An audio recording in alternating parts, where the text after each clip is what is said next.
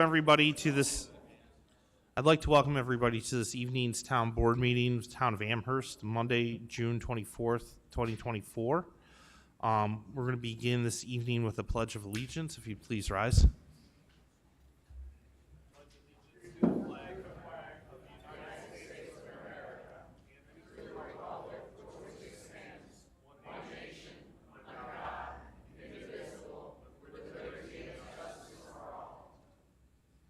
Okay, I'm going to ask our town clerk's office, please call the roll. Supervisor Culpa, Here. Deputy Supervisor Levin, Present. Councilmember Zakala, Present. Councilmember Marinucci. Here. Okay, we have, first item on the agenda is the approval of minutes from Monday, June 10th, 2024. A motion to adopt those as they appeared in the agenda. Second. All in favor? Aye. We have two resolutions that are public hearings this evening. The first is Resolution 538, which is 1790, 1860, and 1920 North French Road and 999 Campbell Boulevard portion Bicentennial Comprehensive Plan Amendment. The second of those is Resolution 539, which is a public hearing on 1789 Dodge Road rezoning. I'm going to, can I just see a show of hands? How many people are here for Dodge Road? And how many people for North French? Okay. So North French is first. We're going to get through that. Sean, you're presenting for the petitioner? Okay, so I'm going to motion to open the public hearing for Resolution 538, which is on 1790, 1860, and 1920 North French Road and 999 Campbell Boulevard, a portion of Bicentennial Comprehensive Plan Amendment. Second. All in favor? Aye. Okay. Yes, good evening, Supervisor Culpa and members of the town board. Sean Hopkins on behalf of the applicant, SBLC Development Corporation. Also with me are the two principals, Fred Samato and Elliot Lasky. As the supervisor indicated in his introductory comments, what we're presenting to you this evening is a request to consider an amendment to the comprehensive plan, specifically for four parcels located at 1790, 1860, 1920 North French, and a portion of 999 Campbell Boulevard. Just to acclimate everyone, on the bottom, crossing east to west, is North French Road. You can see the I-990 as it curves towards Lockport. Directly next door is the Cross Point Business Park, extends all the way down here. And the parcels that we're discussing are highlighted in yellow. It is important to note that a national grid utility corridor bisects the site. The site itself is approximately 62 acres in size, and the current zoning classification is suburban agriculture district. A survey of the project site. So the concept plan. Keep in mind what we're proposing now is a comp plan amendment. You wouldn't be approving a specific project. If ultimately the comp plan amendment is approved, we'd have to come back in front of you in the future for a request for rezoning. And then we'd also have to go to the planning board for both site plan approval and subdivision approval. We're proposing a mixed-use development based on three different zoning classifications, SC3, MFR5, and R3, which I'll show you more in a second. The project itself, in terms of the components, are 64 multifamily units, adjacent to the I-990, 55 lots for single-family homes, a property that would be zoned R3, 2 mixed-use buildings out along North French Road, and then 86 townhomes located here, which are shaded in purple. It's also important to note that in connection with the original approval of the Cross Point Business Park, there was a requirement that a future roadway connection be shown, and that an easement be recorded for that. So we will be fulfilling that planning objective that was established more than 2 decades ago by providing that roadway connection. And this just highlights those zoning classifications, orange being MFR5, yellow being R3, and blue being SC3, which of course is one of the relatively new mixed-use zoning classifications contained in the zoning code. And again, I've highlighted that roadway connection to the Cross Point Business Park. It's also important to note that Figure 6 of the comprehensive plan denotes most of this site as recreation, open space, and greenways, despite the fact that it's privately owned and has been privately owned by SBLC for 4 decades. So it's a little strange. I believe what had happened is there was a belief at one point in time that there was more wetlands on the site than there actually are. And then a small sliver of the site located here, which is primarily 1920 North French Road, is designated as appropriate for industrial office. Just highlighting in on that very specific section of Figure 6, and you can see again, mostly green, which is recreation, open space, and greenways, which I think everyone would probably agree is not an appropriate zoning classification for privately owned land where taxes have been paid for 4 decades and which does have development rights.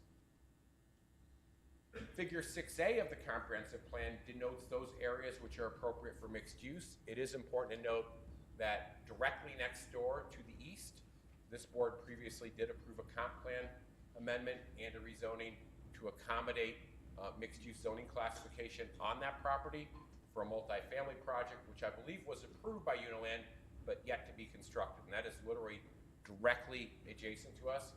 And the designation of that site, the suburban center. The reason why I point that out is important to note, we're not looking to establish a mixed-use district or mixed-use center in an area where that zoning does not already occur. It's literally directly next door. It's an aerial photograph of the site, and that's the parcel I was mentioning that Crosspoint owns directly next door, by which was rezoned to DC5 to accommodate a multifamily project with a height of up to 5 stories. And that's just zooming in on that very same area. And as you can see, we literally are directly next to the Crosspoint Business Park and I-990. So really, it'd be difficult to envision that this is going to have adverse impacts on any or many people given the immediate proximal land uses. So there was a memorandum issued by the Planning Department dated April 17th of this year that expressed opposition to this request. And primarily it was based on an opinion that this would be more appropriate for industrial office use. Before I respond to some of the comments in that memo, I do want to note, back in time a couple of years ago, pursuant to meetings with the town, we were asked to consider that use. Could this property be developed as an industrial office? We worked with the supervisor's office, we worked with the IDA, we reached out to various other third parties, and unfortunately, at the end of the day, no one was interested in being located at this particular site. Some of the reasons for that, I think it's too far north, and also there's land that's readily accessible in the southern portion of town, a large area that's designated industrial that can accommodate warehouse industrial uses, closer proximity to the thruway, closer proximity to the airport, et cetera, et cetera. But we did make a good faith effort to see if we could accommodate that use on the site. It's also important to note that the memorandum references wetlands on this site. We're well aware of the fact that we do have wetlands, and we've made a deliberate effort to avoid as much as possible of those wetlands, including no impacts whatsoever to wetland TE18, which is the DEC freshwater wetland on site. It's also important to note that the Planning Department references that industrial office is the appropriate use here, while a portion of this site, primarily 1920 North French, is currently designated industrial office. We just do not see the demand for that, and we simply can't wait another 1 or 2 or 3 decades for this site to be developed. What we think we're proposing is more appropriate and fulfills some of the planning objectives established by the town. There is also a reference in that memo to a strategic economic development plan prepared by RKG in 2023, which references specifically that suburban office parks, including Crosspoint Business Park, have fallen out of favor. We all are very familiar with the fact that there's decreased demand for office space. We can drive up and down North French Road, through Audubon, et cetera, et cetera.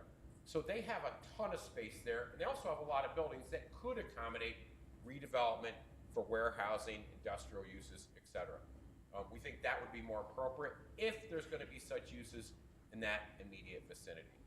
There's also reference to North French Road being appropriate for higher volume traffic with higher speed trips. We think in terms of tractor trailer access, keep in mind a warehouse could have 24/7 operations, that this is a better use. This will not be generating tractor trailer traffic. We think would be more compatible with that area. So we do think that we've addressed the objectives of the comprehensive plan. We certainly understand that the Planning Department has a difference of opinion. We are asking to take a broader look, and again, keep in mind that we did honor the request to see if we could develop the site for warehouse industrial use. And we actually spent a couple of years on that before advancing the current project. We did have Carmina Wood Design prepare a concept plan for industrial distribution. And unfortunately, what occurs is because of this large DEC wetland that bisects the site that we can largely work around in connection with the mixed-use project, all it would leave us with is a very narrow site. We have the National Grid corridor and some relatively small but not very deep industrial sites for potential users. Those would not be appropriate for large-scale users. They could certainly accommodate some smaller warehouses, landscaping businesses, painting contractors. I don't think that's the type of use anyone envisions on this land on North French Road. It's also important to note that the property to the east, as I already indicated, is designated as being suburban corridor per figure 6A of the comprehensive plan, pursuant to a decision that was made relatively recently. So why do we believe there's ample justification? Several reasons. Number one, I think we all know the fact that there is a housing shortage in the town of Amherst. In many other municipalities, there is a housing shortage. That's certainly true. And if you look at the text in policy 8.2 of the comprehensive plan, it denotes specifically that there's a need for diverse housing, apartments, townhouses, mixed-use buildings, et cetera, et cetera. We will be accommodating that demand on this site while being respectful to the environmental resources that are there. And this text is pulled directly from the comprehensive plan. Talks about a mixture of housing, talks about where it should be, and we think this is an appropriate location. And then finally, because this does involve a discretionary land use application, this is subject to the requirements of the State Environmental Quality Review Act. It's been classified properly as a type 1 action because of the size of the site. We did submit a completed part 1 of the full environmental assessment form. We voluntarily submitted a traffic impact study prepared by Passero Associates, which does talk about the benefits of mixed-use development versus standalone single classification development. As I've indicated, this project will require site plan and subdivision approval, and the mixed-use components relying SC3 zoning would require a review by the Design Advisory Board as well. We acknowledge the need to comply with all technical standards for stormwater quality and quantity, and we'll do that. And finally, we believe this project will not result in any potentially significant adverse environmental impacts. So with all that being said, I, of course, would welcome the opportunity to answer any questions you would have. And as is the case for your typical land use policy, we are not asking for a decision this evening. And if we hear input that's appropriate to respond to, we can respond tonight as well as in writing on a future date. Yes, Councilmember Zakala. Just a simple question. Of course, you are aware that the planning board said that this wasn't a good idea. And how would you address that? Yes, let's go back. So the planning board, it's important to note, the planning board didn't say it should stay SA zoning. I think everyone agrees it should. They suggested it should be for research and development and warehousing. And the reality is, as I indicated, we took 2 years and worked with stakeholders and attempted to fulfill that objective. We were unable to do so. And then secondly, Councilmember Zakala, if you look at this plan, how that industrial layout would have to be designed, it's just not a great site for those particular large-scale industrial users. Can you talk a little bit about, so when we were looking at, or when the town was first looking at the economic plan and this site was being considered for future R&D, do you remember offhand, and we talked about the proximity to North French entrance onto the 990, was there a freight study? Do you remember? Did we talk about that at all? Did we ever look at like what it would take for freight and logistics to use that corridor? I don't think you specifically got to that much detail because I think it stopped because we couldn't find any viable users. All right, anything further from the board at the moment? There are some audience members who wish to speak on this. I'm going to ask you to come up one at a time. When you get up, just state your name and address for the record, please.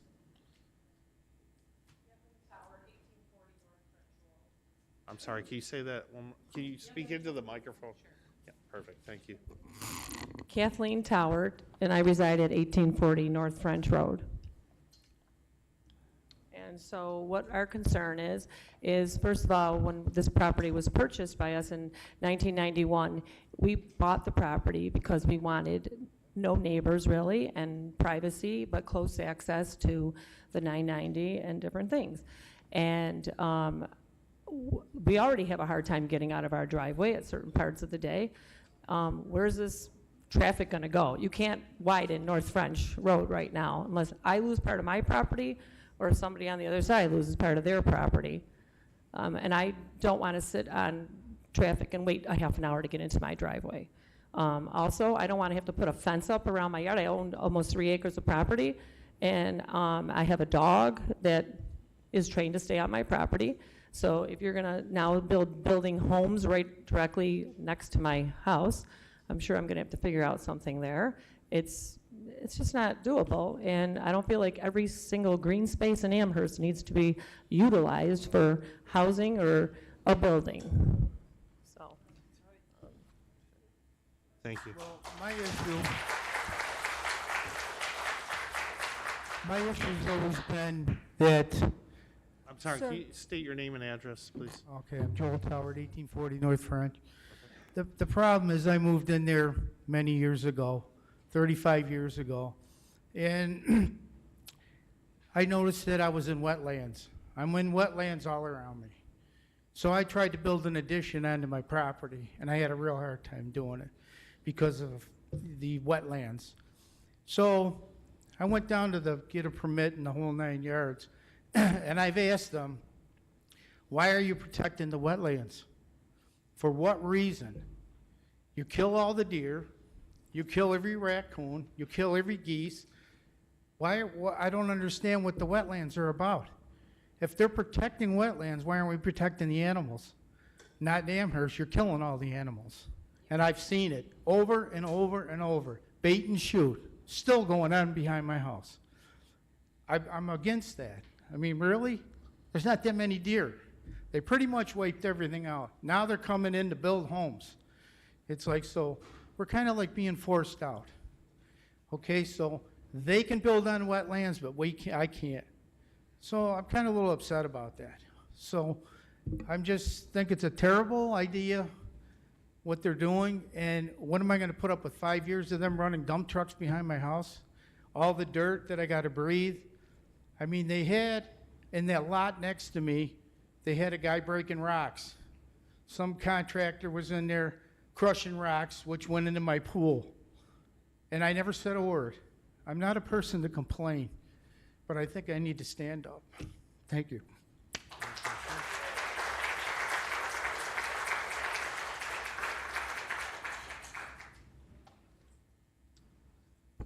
Hello, my name is Mark Weisbeck. I live at 1873 North French Road. My biggest concern is basically there is one accident a day where you exit or enter the 990. I've had 3 rollovers in front of my house when my daughter was waiting for the bus. These are all people coming off the 990, doing 75, 80, making their right on red. It takes me 5 to 10 minutes to leave my house between 7 and 9, and then we have the nighttime rush hour. So this will absolutely force 7 to 10 people like myself that have been over there over 12 years out, so someone can make $1 million. Millions. This is what it's about. Someone making money. It's not about housing. I have an 11-year-old daughter I worry about every day. I sit out, 5 cars go by the bus. Nobody's stopping because no one pays attention because they're all doing 65. Put another light in. What's that going to do? Nothing. You cannot put another road there. It's just not. I watched GFI, the company that was doing the research on the road. They were not there during peak hours. Never. I have videos of these guys. The whole thing is a scam. That's about it. Yes, 7 to 8 families that have been there for a long time will be forced to leave. There will be a vacant area. Usually we don't get certain pickups of trees, things. Everybody passes us by anyway because no one wants to slow down to take care of us. So we're kind of ignored. I saw a street sweeper once in 3 years. So this is just going to ruin it all. Thank you very much. That's it for me.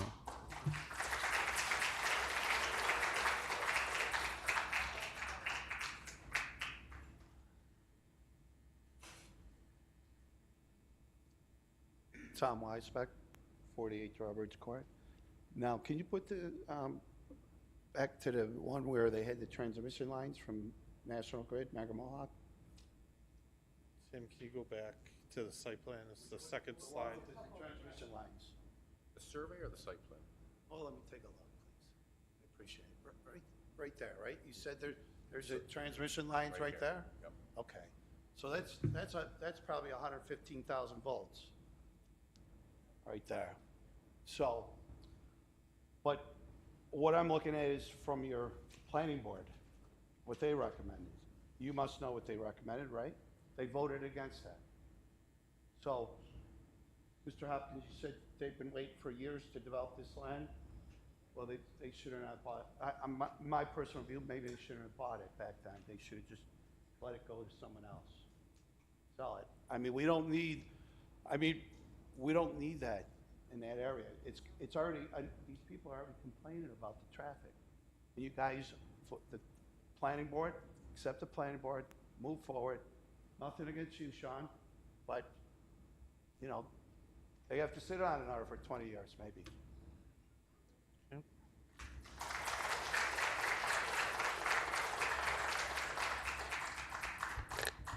Good evening, Town Board members. My name is Don Smith, North Long. My comments here have to do with the process, not so much with the individual details of this particular project. The bicentennial comprehensive plan, as it states, should be done with a lot more due diligence, effort, study, concern, expertise than it's doing right now. We're getting piecemeal pieces of the comprehensive plan changed in a town board meeting after a town board meeting. That's not the way this process should go. You cannot piecemeal your comprehensive plan. That's not going to work. All you're going to get is essentially the equivalent of local rezonings. That's what we're getting here. Okay? What you really need is people with expertise to go in and look at the process and find out what the full comprehensive plan should be for these things, and you haven't done it. Now what happens, somebody wants something here and you haven't done it, so they say, well, you got to give it to me because you haven't done it yet. Well, you got to say no. You got to say, we have to look at this right now, and when we finish it, we'll tell you what it's good for and what you can do with it. You have to start your comprehensive plan if it's overdue and work on it. It's not been done. The process is broken. You cannot piecemeal do your comprehensive plan board meeting after board meeting. That's not what this process is supposed to look like. The process is supposed to look like it's comprehensive. That's not what a piecemeal plan. You should call it the piecemeal plan, not the comprehensive plan. Thank you very much for listening to me.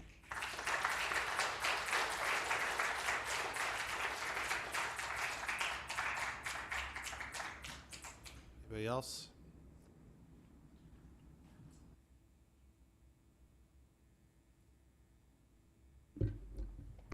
Good evening. My name is Elliot Lasky. I've been a developer in the town of Amherst since 1975. I've developed dozens and dozens of neighborhoods, probably built well over 1,000 custom homes to the town of Amherst. In 1988, Tony Samato and his son Freddie and I and two other partners purchased approximately 224 acres, of which this is the remaining site of that purchase. We didn't ask the state of New York to come in and to condemn our property and put a 990 there. But I can say, and I'm not going to ask you to read it now, but this is the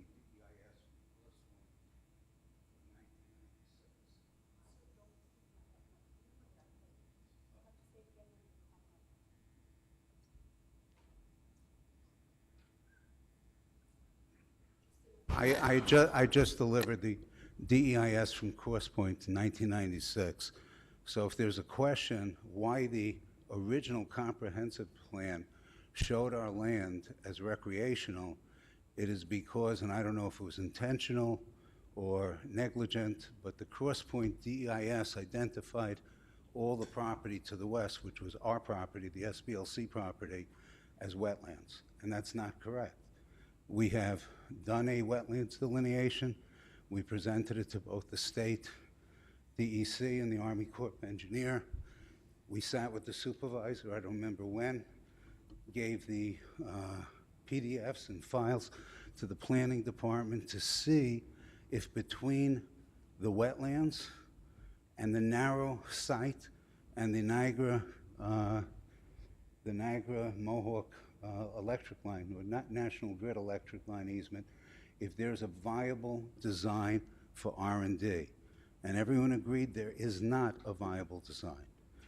I have right now 5 building companies, Murano, Essex, Forbes, MJ Peterson, Rondaccio, and my own company, Regency, that's 6 builders that are very interested in the lot inventory.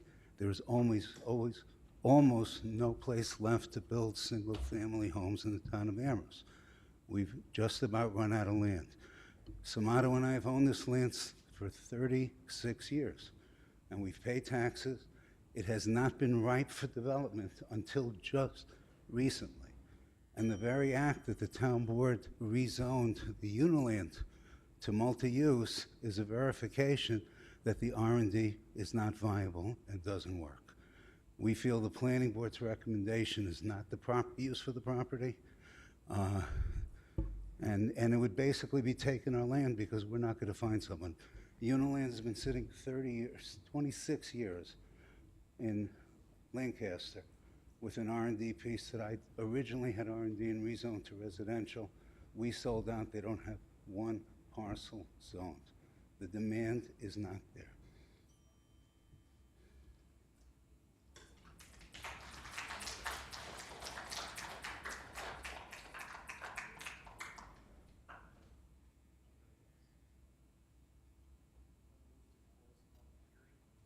Sorry, I got Mike. I'm going to move the close the public hearing. Second. All in favor? Aye. Sean, we'll be back in here the second meeting in July? Yeah, okay. All right, the next item on the agenda is resolution 539. It's a public hearing on the rezoning of 1789 Dodge Road. I'm going to motion to open the public hearing at this time. Second. All in favor? Aye.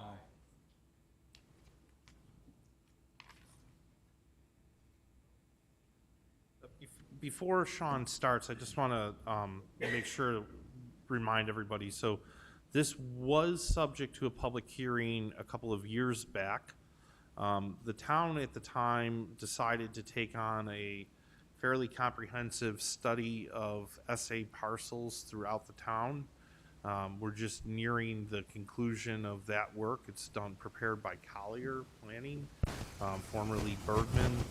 And the project's back in front of us because the town board felt we needed to reopen the public hearing instead of just issuing a decision on the site. So this is same owner, same public hearing as before, and with that, I'm going to let Sean go ahead. Good evening once again. Sean Hopkins on behalf of the applicant, Joe Rubino. We're here this evening in connection with the request to rezone 1789 Dodge Road from SA Suburban Agriculture to R3. Just to acclimate everyone, you can see Dodge Road, which is here. Here's the parcel in question. It's also important to note that located directly to the east, back a little bit, is Young's Road. As the town board is aware, for a couple of decades now, there has been a project that would propose to sometime extend in the future Young's Road further to the north. As I indicated, the site is currently zoned SA, as well as parcels in the immediate vicinity, but there are a wide assortment of zoning classifications in the immediate vicinity, and you can obviously single-family homes and subdivisions right close by. So there's currently a single-family home on this site, located here. The size of the site is approximately 6.7 acres. It is important to note there's a 32-lot subdivision located here, a couple of parcels away, that's zoned MFR4, pursuant to a decision issued by the town board in 2020. So we're proposing, and it's actually not 16 developed lots, we're proposing 15 lots for single-family homes on this nearly 7-acre parcel, so pretty low density. We're also proposing to provide 2 acres of permanent open space, which I'll show you in a second. As the supervisor indicated in his introductory comments, this board previously held public hearings on November 22nd of 2001 and January 18th of 2022. So considerable time has passed, and obviously we have one new town board member who's not involved in those public hearings, so completely understand why the decision was made to hold a public hearing again. On February 28th of 2022, you tabled your issuance of a decision for an evaluation of SA zone parcels. That has occurred. While the report may not be finalized, a detailed presentation was made to the town board during its work session on June 10th. We'll talk more about that in a minute. So project description. We're showing, as I indicated, 15 lots, single-family homes. Nearly 41.8% of the site will be permanent open space. We are showing a public road with a single curb cut off Dodge Road. That will end with a T turnaround designed per the requirements of Appendix D of the New York State Fire Code. The reason for that, as opposed to a cul-de-sac, is that's the only way we could accommodate a future roadway connection to Youngs Road if and when it's extended to the north. There are minor wetlands on this site, and we are not proposing any impacts to the actual wetlands. We have a very small impact to the buffer area. That's been as a result of working closely with the wetland permitting agencies and our wetland consultant, Earth Dimensions.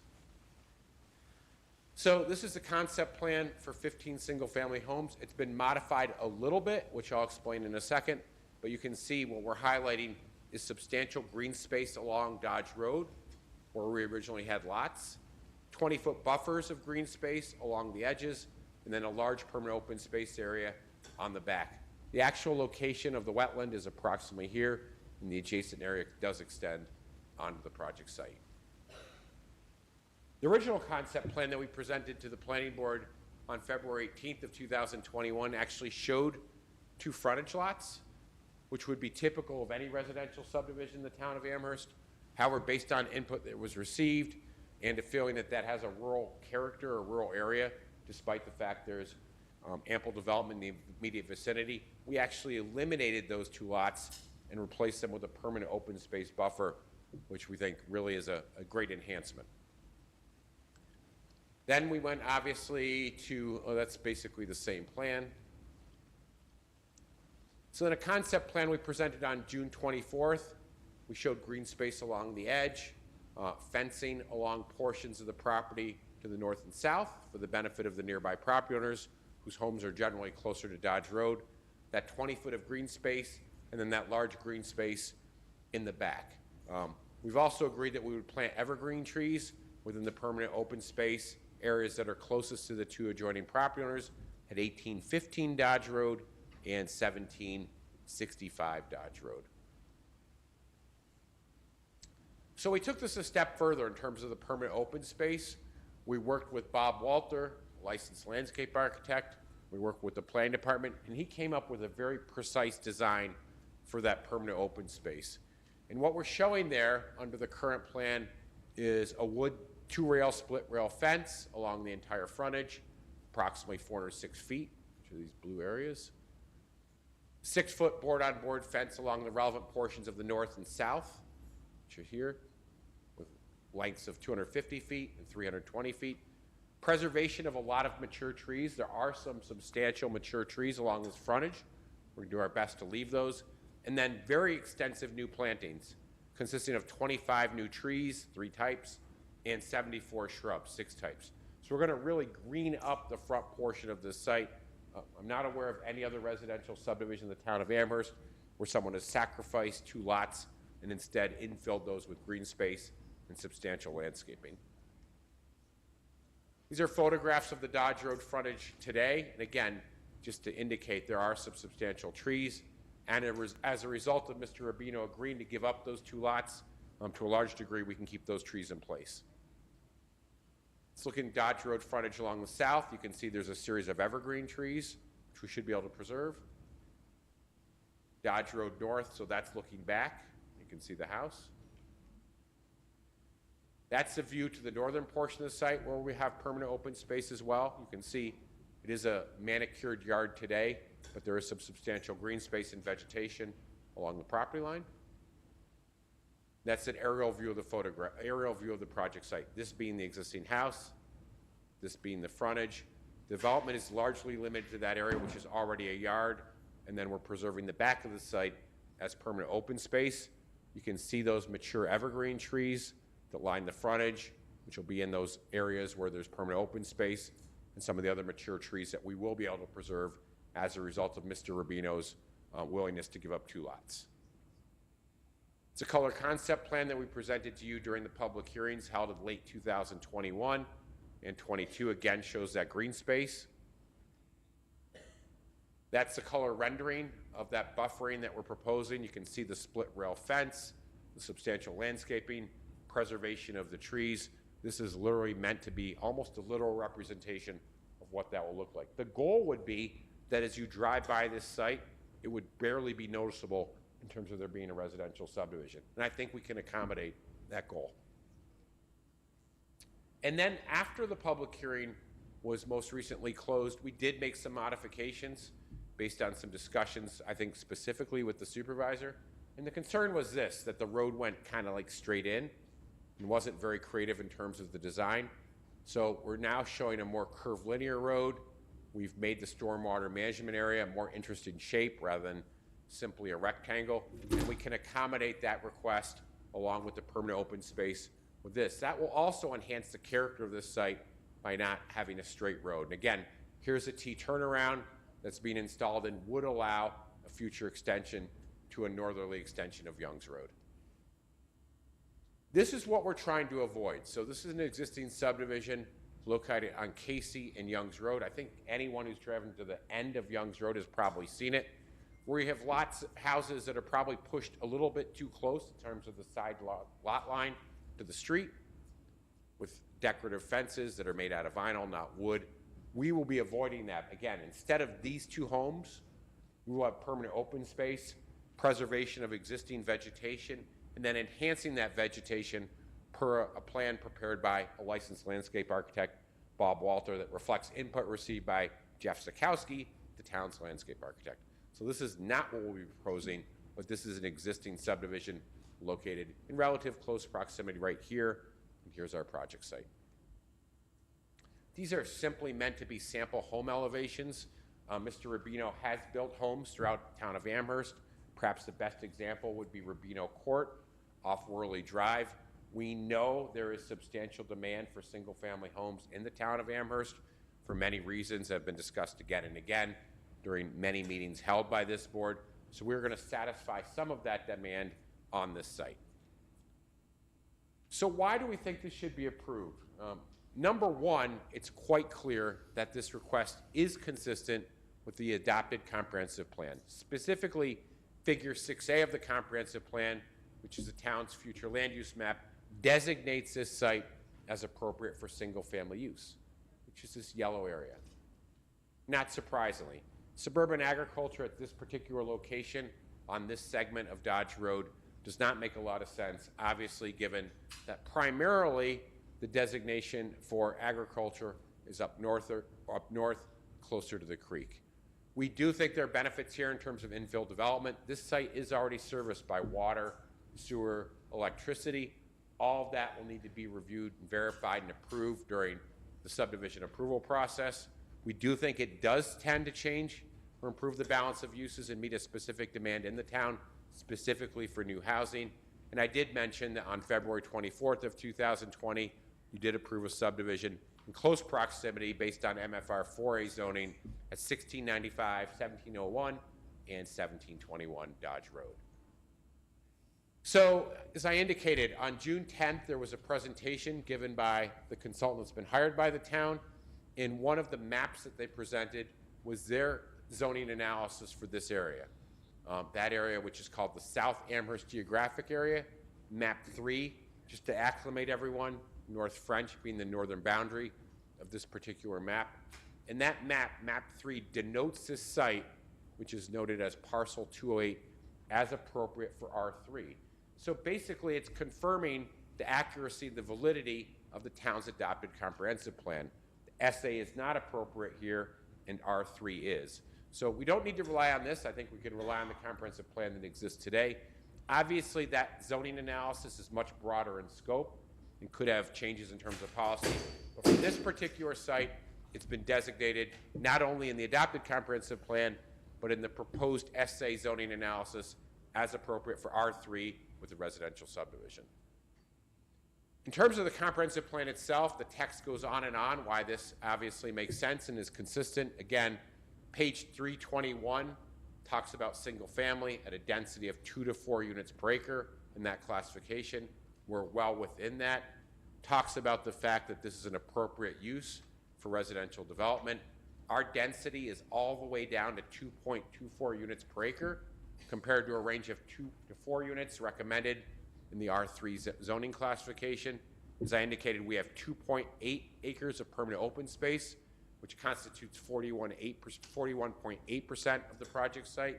You have adopted an agricultural farmland protection plan. This site does not fall within it.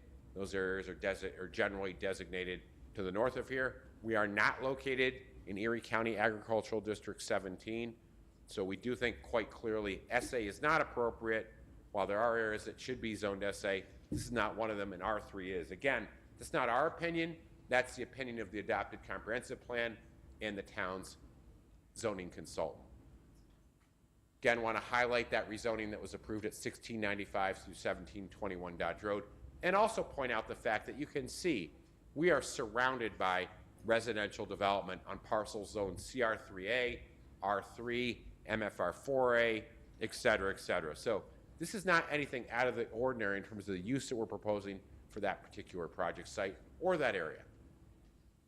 So as part of this process, we did propose zoning conditions. We thought that would be appropriate to make sure for everyone, not only the town board, but everyone else, that whatever we develop there, if the rezoning is approved, is consistent with what we've done, the modifications and concessions we've made during this approval process. So the first condition would be maximum of 15 homes. We had plans that showed more, we're comfortable with the 15. The second is that we would provide that 2.7 acres of permanent open space, and that we wouldn't propose any driveways, homes, principal structures or accessory structures in that area. That area will remain green with the exception of the required stormwater management area and that possible future northerly extension of Young's Road, which we would connect to. We will record a declaration of restrictions to protect the town and protect nearby property owners in terms of those conditions. We will talk about in terms of final plat design and subdivision design, showing that potential future connection to Young's Road, which we've been asked to do. And then finally, while we've really worked out the details of the landscaping and screening to be provided within the permanent open space along Dodge Road, we will work with the planning board during the preliminary plat review stage of the subdivision process to specify more details, make any changes that are necessary. But again, the plan that we presented does reflect input from our landscape architect and the town's landscape architect. In terms of the environmental review pursuant to seeker, as I mentioned, no impacts to that DEC wetland located on the site. We've reduced the density all the way down to 2.24 units per acre, with 41.2% of the site being permanent green space. We're well aware of and will comply with the stringent stormwater quality and quantity standards of the DEC, including handling of a 100-year storm event. We have provided downstream sewer capacity analysis that demonstrates there's adequate downstream sanitary sewer capacity during wet weather conditions per the DEC standards. And then finally, if this rezoning is approved by the town board, we still have a lot of steps ahead of us. We have to go back to the planning board for sketch plan approval, preliminary plat approval, and final plat approval. We're looking at a minimum of 3 additional public hearings. During that review stage, we'll be submitting fully engineered plans, addressing all technical aspects of this subdivision. So with that being said, what we're asking to consider is issuance of a negative declaration pursuant to the State Environmental Quality Review Act and approval of the requested rezoning of the project site from SA to R3 subject to the 5 proposed zoning conditions. Per the town's normal policy for land use decisions, we're not asking for a decision this evening. However, either myself or Mr. Rubino would welcome the opportunity to address any questions that any of you may have. Thank you. Thanks, Sean. So, first questions from this board? Yes. I'll speak for myself and say that I do get calls for housing in Amherst, but I get calls for what would be called low to middle income housing. So I'm going to ask the question, do you have an idea what these properties might sell for? Yeah, so I understand that, and I think we're working with the town on other ways of accommodating that. Unfortunately, in connection with this project, single-family homes, it's going to be difficult to envision that they're going to be less than $500,000. And that just reflects infrastructure costs, construction costs of homes. That's just the reality. And Joe, I think you can clarify more if you'd like to, but they will be expensive. Good evening, Joe Rubino, 5462 Sheridan Drive. Yeah, regarding the question on the housing prices, yes, new construction is very expensive these days, we all know that. Sean probably hit it right on the head. I'd like to say that we could be somewhere in the mid-4s, but the cost of everything is going up, so I think between 500 and 600 is a realistic projection. And just as leading into that, I have somebody that is building in the Natali development as we speak, a friend of mine, and they've lived in Amherst their whole life. I sold them a home 30 years ago. So again, it's a progression. I'm going to be selling their house in the Village Green. It's going to be about $400,000. It's going to open up housing for different groups of buyers. Okay, any further questions from this board? Just one. Building off the same question there, will you be seeking condo status for these homes that will be built? No, our intention is single-family residential with associations, so a homeowners association to take care of the open spaces. Thank you. And the reason we'll need that association is because we'll need someone to own the green space back here. We might consider adding this to the lots and put a deed restriction so the association's responsibility will be limited to the back. Okay. All right, I know there's some residents who want to speak on this. I'm going to ask you to come forward one at a time. I'm just going to ask you to state your name and address for the record, and go ahead. Each one of you will have a few minutes. Hello, I'm William Pitts, 1815 Dodge Road. I'll be addressing you first as a neighborhood spokesperson and then adjacent landowner.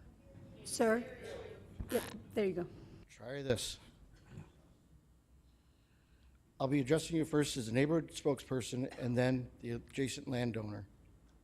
Hello, and thank you for the opportunity to address the Honorable Town Board of Amherst. As the last meeting was 2 years ago and the board has changed, we, the residents, have not changed our position on this. Some of our neighborhood concerns are losing our unique rural neighborhood setting, overcrowding, losing our wildlife, adding to the traffic load on our road, added pollution, be it noise, light pollution. What happened to the suburban agricultural land study? Has it been finalized and adopted? If so, where is it made public? If it is not, how can you make any decision on a plan that's not adopted? The study also talked about Dodge Road has interpretation challenges. Dan Howard said where suburban agricultural in the same title zoning district creates some ambiguity about what the intent is. It was said modifying one suburban agricultural property may have an impact on adjacent parcels. This is me. Some of our concerns were covered in a letter to you from your planning board that has voted 3 times to deny this project. In this letter, under recommendations, the planning board recommends that the honorable body concur with their findings that the subject request be denied. We submitted to the planning board a protest petition that has 35 landowners or homeowners' signatures. That is 90% of the homes between Dodge and Casey, or on Dodge between Casey and North French, that oppose this project. Our neighborhood is unique, rural setting with single-family homes on large lots. That are more than 1 acre.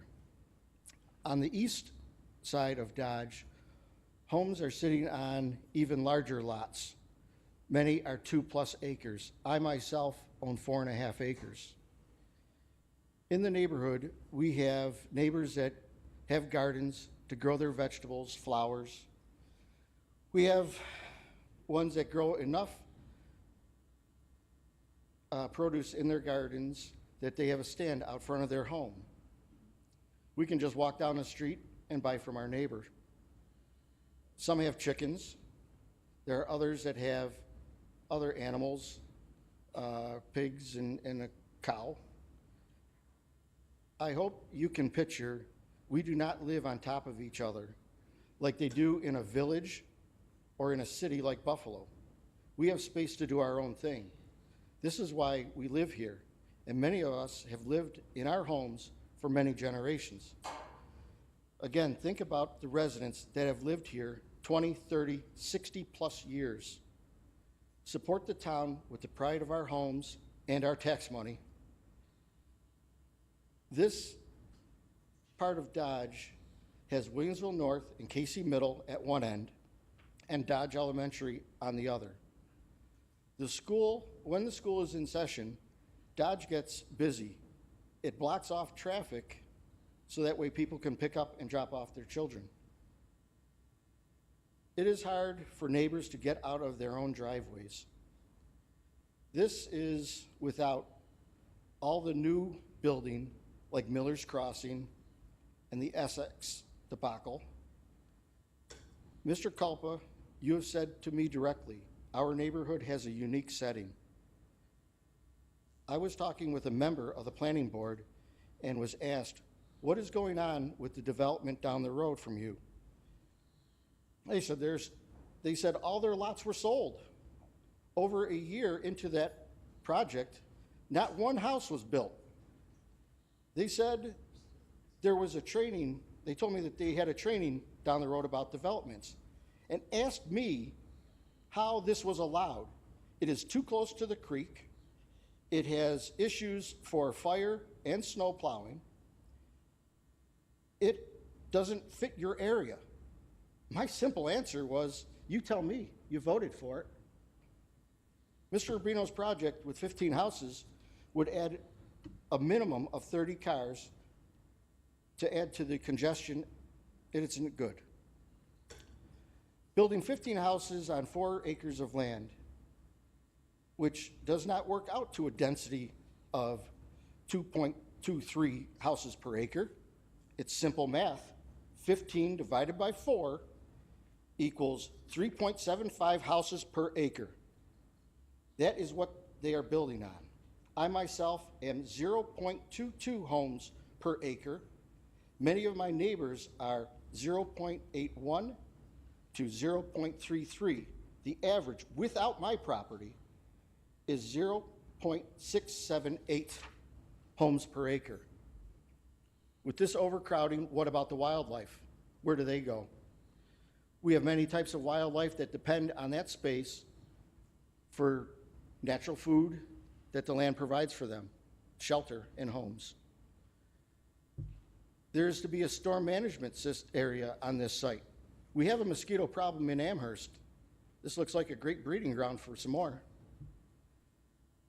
On the letters from the planning board sent out to us stating a public hearing had been scheduled to receive comments on the following: request to rezone and to extend the proposed rezoning is not consistent with the adopted comprehensive plan, to amend the comprehensive plan. Mr. Rubino's proposal states that 1789 Dodge Road is appropriate for infill residential subdivision. In section 3.3 of the conceptual land use plan, figure 6 doesn't show that it is, it does show that it is for single family residential use, but the plan states It is neither a zoning map, nor it is meant to show the extent or proposed use of individual parcels of land. It is not meant to dictate land use. The comprehensive plan, section 3.3.1 states, and I quote, "Such development should be consistent with the scale and the character of the existing surrounding residential area. New infill development should also be designed to be consistent with the established character of the surrounding neighbor." End of quote. The neighborhood on 3 sides are large parcels with 1 home on them. At the June 24th Planning Board meeting, Mr. Gill denied the proposed statement, stated, it is not in harmony with the neighborhood because it is currently rural. He has also stated it will change the character of the neighborhood. At the September 23rd meeting, he said the same statement. At the September 23rd Planning Board meeting, Brittany Bethany denied this proposed subdivision. She stated going from 1 home to 15 houses on 6.7 acres is not consistent with the neighborhood. Also, at that meeting, Mr. Rubino's lawyer stated that our neighborhood has a rural character. The bicentennial comprehensive plan states that there is a gradual erosion of the town's rural character because there's so many conversions of rural areas to more intense residential use. At the planning board, I was told the board is trying to hold the line on building. Well, it is simple. Just say no. When I was raising my kids, sometimes I had to say, no, you can't have that. I know it is unpopular to tell a builder they can't do what they want, destroy a neighborhood, people's lives for profit. I hear about this line the town has drawn in an area that hasn't been built on for reasons. No one wants to build there. Then it's not really a line. We, the people of Dodge Road, are not opposed to building in Amherst. We have suggested to the planning board that they could change the zoning from SA to R1. This would allow for 100-foot minimum frontage lots. Mr. Rubino could divide the property into 4 lots that would have Dodge Road addresses, be large lots, a single-family homes that would be harmonious with the established unique neighborhood. He will still make a return on his investment. To date, Mr. Rubino hasn't listened to us or taken our concerns into account. Any correspondence with him is through a letter days before a meeting, if at all. Even his November 20th meeting was answer questions that we have. It did not have any changes to his project. I called him myself, and this is what I was told. So I feel that this was made to look like he cares about our concerns, but he doesn't. In closing, we, the neighborhood, do not want the overcrowding, traffic, pushing out of our wildlife, the loss of our unique rural setting. Once you build on every inch of Amherst, we, the people of Amherst, will have nothing left. We'll just be, I don't know, let's call it Buffalo Part 2.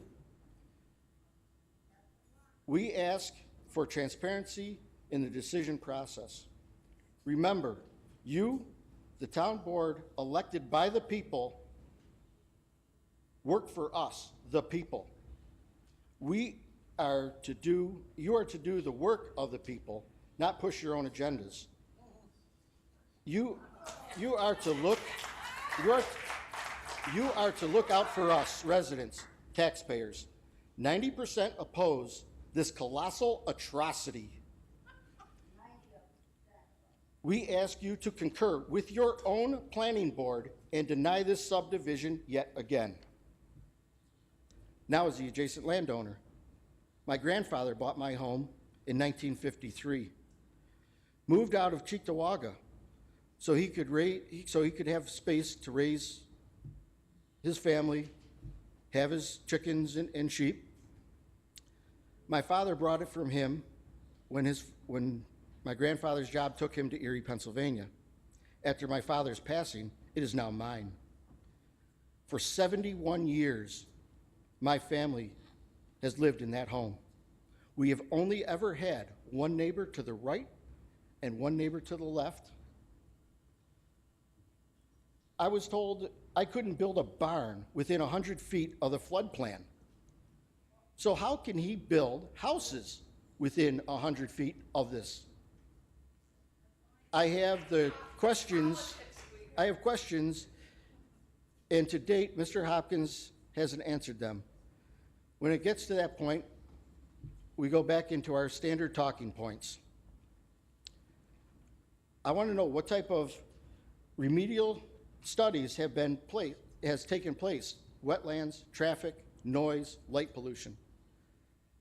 I enjoy sitting in my backyard at night and with my telescope and stargaze.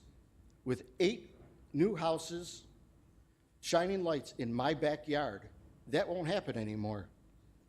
I ask you, the members of the town board, to save our unique neighborhood, the character and rural settings that we enjoy. If he is given an R3, like what was stated earlier, just remember, modifying one SA property may have an impact to adjacent parcels. So then I'll be able to put a road down the side of my house or my property, and then I could offload 8, 10 houses, sell them at $500,000 each a house. I could make $5 million. I could leave this town a rich man. What's stopping the next one to do the same? We are all large parcels on that side of the road. You will have another Casey Road, just servicing development after development. The only responsible zoning would be R1 for homes with a Dodge Road address. That fits our adjacent homes. Has anyone drove over and looked at the Essex development? See how it doesn't fit? Let's get it right this time. This is for the people. Thank you for your time.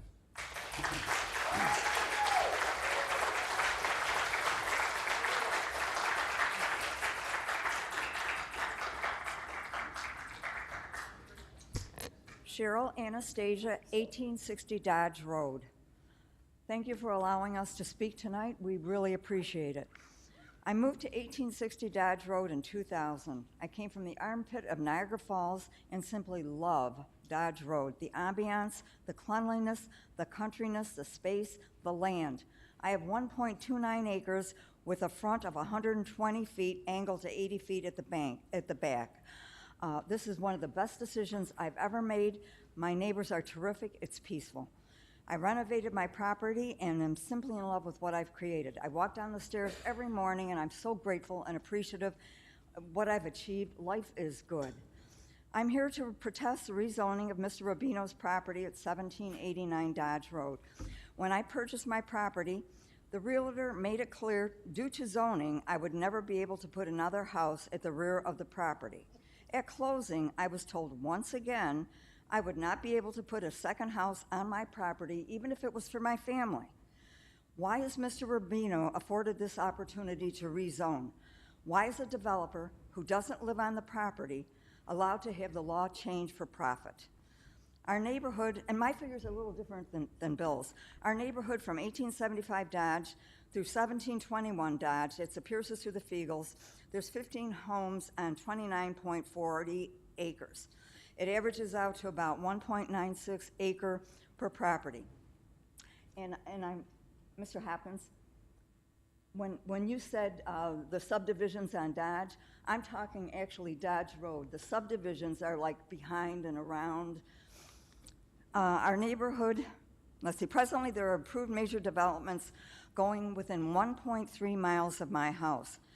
Natali, Miller's Crossing, New Road, 82 new homes. Essex, Glen Meadow, Dodge Road, 32 patio homes. And Essex, Fairwood, Heim Road, 24 homes.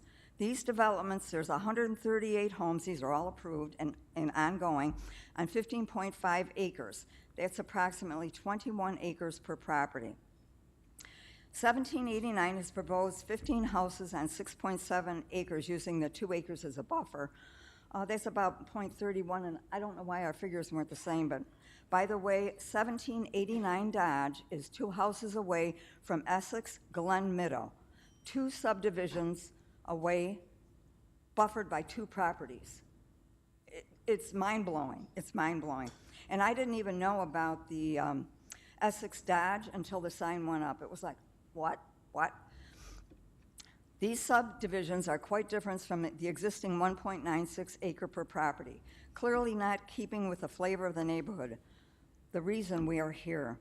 As these calculations suggest, the proposed 1789 does not propose the same space and therefore does not keep the integrity of our established neighborhood, which is why we moved there in the first place, the feeling of country, not congestion. Additionally, the 3 existing developments are advertised as convenient to the Thruway Buffalo. The 990 Audubon at the circle at UB cuts right through Dodge. Dodge goes all the way down, and the traffic is unbelievable. A few times I've had to wait for 20 cars to get out. Do any of your board members wait for 20 cars?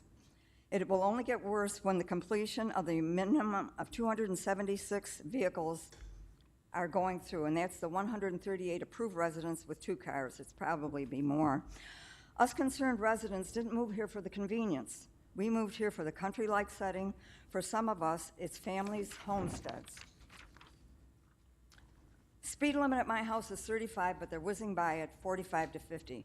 I'm that crazy lady, and I'm telling you, I'm a crazy lady. Slow down, and they're all like, In fact, my Dodge Elementary was having an event in June 2021. The cars were right up to my driveway, both sides, and my car was totaled as I was pulling out of the driveway.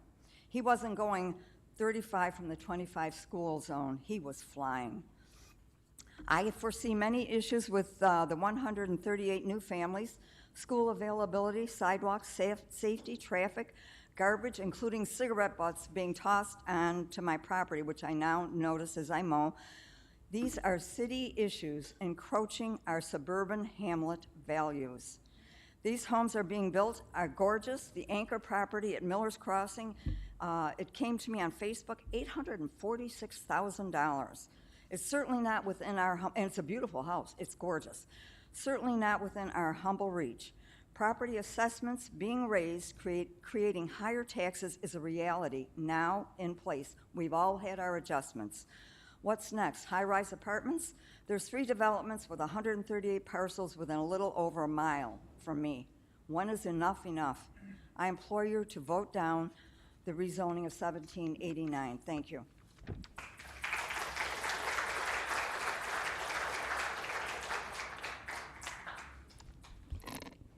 Nancy Fender, 101 Main Street. Let me start by saying thank you, Angela, for being the only board member to acknowledge my email. I did send an email stating all the lies that were in the original proposal.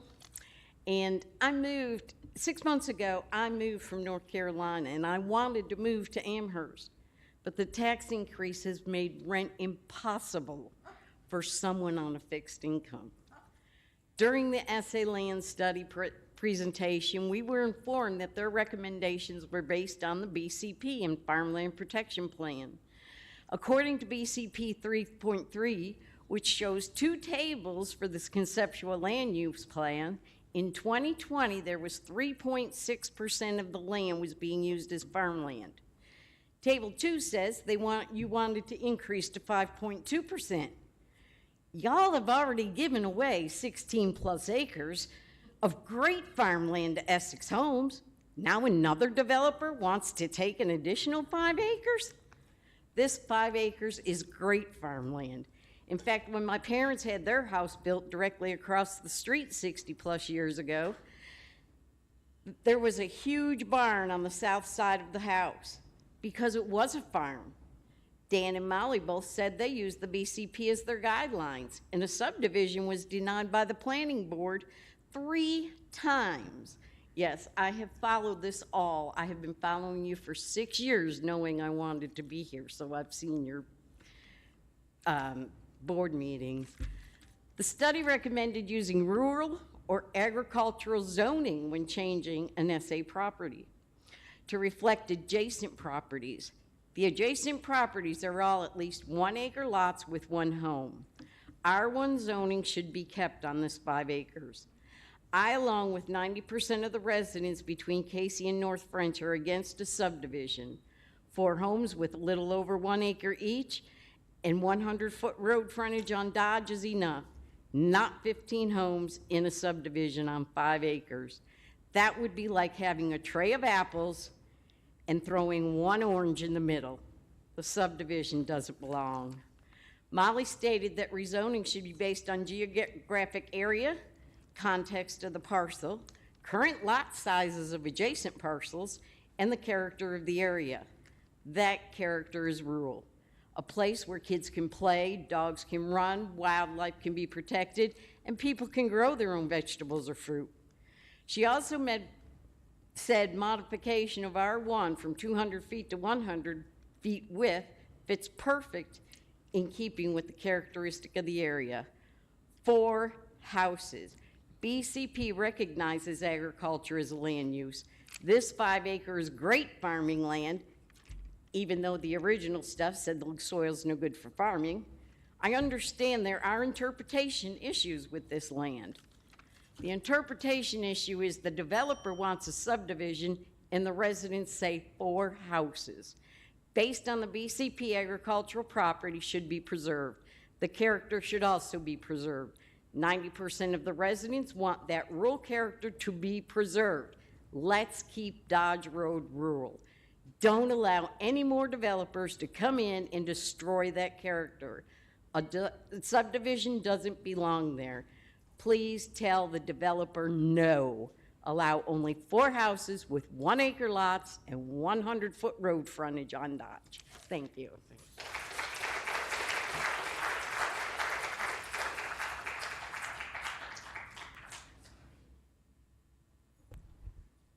Hello, my name is John Hamsick. I live at 1820 Dodge Road. I was too going to read off paper there, in other words, but I'm going to wing it. I moved into 1820 Dodge Road 2 years ago, so I'm a newbie to the street. However, I'm not a newbie to Amherst. I've been on the Amherst tax rolls for 32 years. I moved from the town of Tonawanda so that my children could go to these schools. And they successfully completed their school, and they've moved along. I purchased 1820 Dodge Road because of the charm. These are the golden years of my life. My lot's one of the smallest, and I'm 100 by 528, so I too sit in my backyard.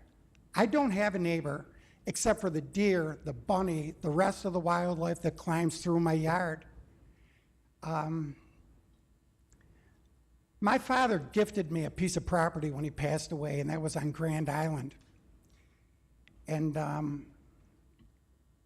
because I'm a namesake, I could build on that property. However, when I chose to sell that property, all bets were off. It was a new game.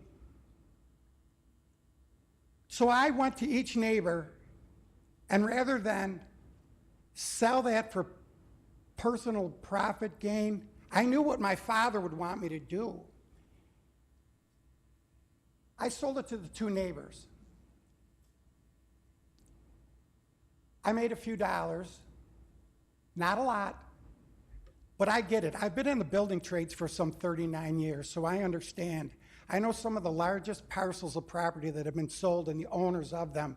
They've been there for generations. They've paid taxes for 30, 40, 50 years on those parcels of property. They were family farms, 4 generations of family farms. They stayed in the family. They were sold off in large parcels. Those people paid their dues.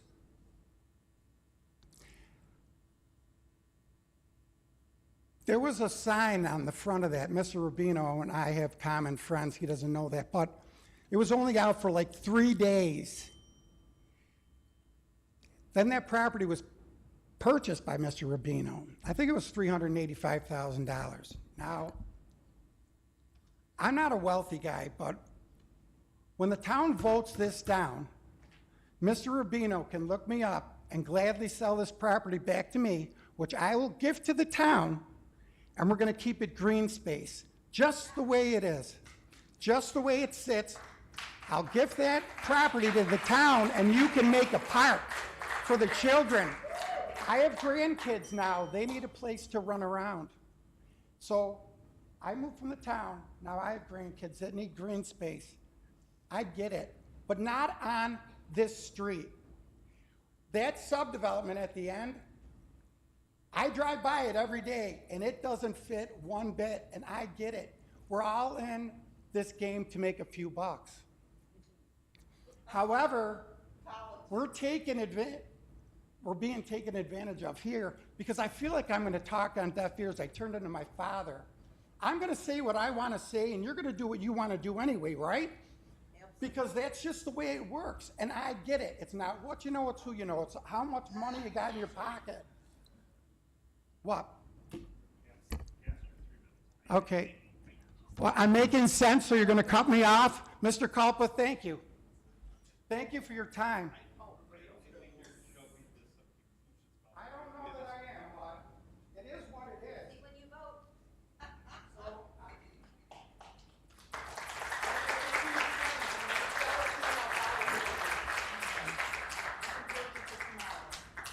Hi, my name is Pam Curcio. I live at 1745 Dodge. My husband and I also own the land next to us at 1755 Dodge. So we're just one property actually away from Mr. Rubino. And maybe against some popular voices, I feel that Mr. Rubino has rights as well. I've lived there for 28 years. My husband and I, we've raised our children. My husband taught at North High School for 38 years. Most of the kids throughout all the subdivisions in Brenridge and around through Casey, he had their kids, he had some of their grandkids. So we've been there, we raised our children, we love our home, we love our area. We are actually next to the Essex development, which was a bit of a shock when it came in. I have found that people keep saying they don't belong there, but they do.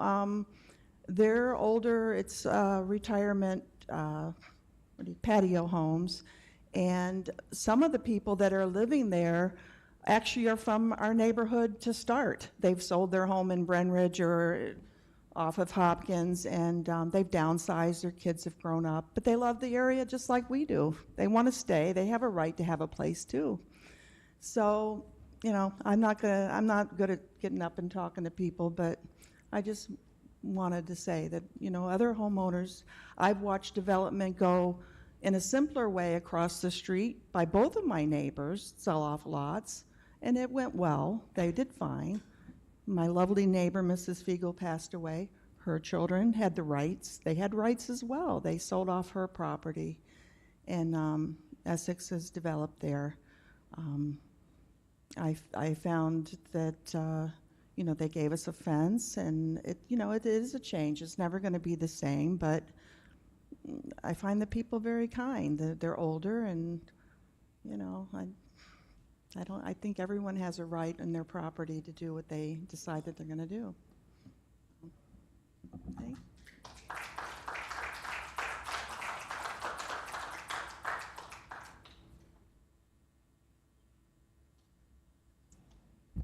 Gina Gentry. I'm not from that area. I guess my question is, why are we once again developing more? I just pulled up on Zillow, the town of Amherst. 137 houses are for sale. People are moving out of Amherst. They don't want this because who are you going to get to fill it? And then you go from $550,000 houses to you want affordable housing. If you would make our housing affordable, people would stay in Amherst. This needs to stop. Number one, okay, you're driving out the wildlife and you're all about preserving, you want to do parks, you want to do whatever. There's natural wildlife that is being run out. You have neighbors that are saying they don't want this. And you have 137 houses as of right now that are for sale. People want out. Building more is not the answer. Knowing how to control your finances and spending and get Amherst budget under control is where you need to be at.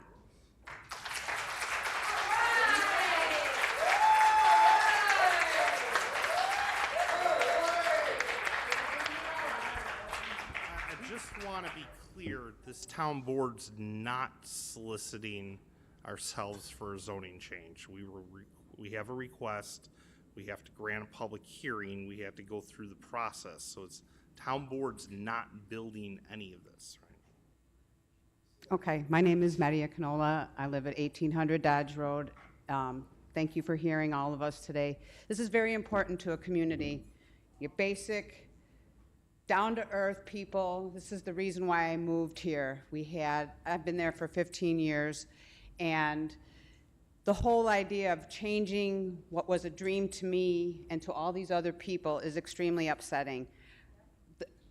I see the proposed green space in front, but you still got a driveway there, and cars are going to come in and out, and they're going directly at my front window. I have a beautiful big picture window that me and my dogs love to sit in every day, and it's quite lovely when you look across the street. There's a beautiful big 100-year-old farmhouse that will be demolished, and then this beautiful property, and we love to sit there and watch the deer run, and it's just the most peaceful view for me across the street, and that anybody else that's living there can see.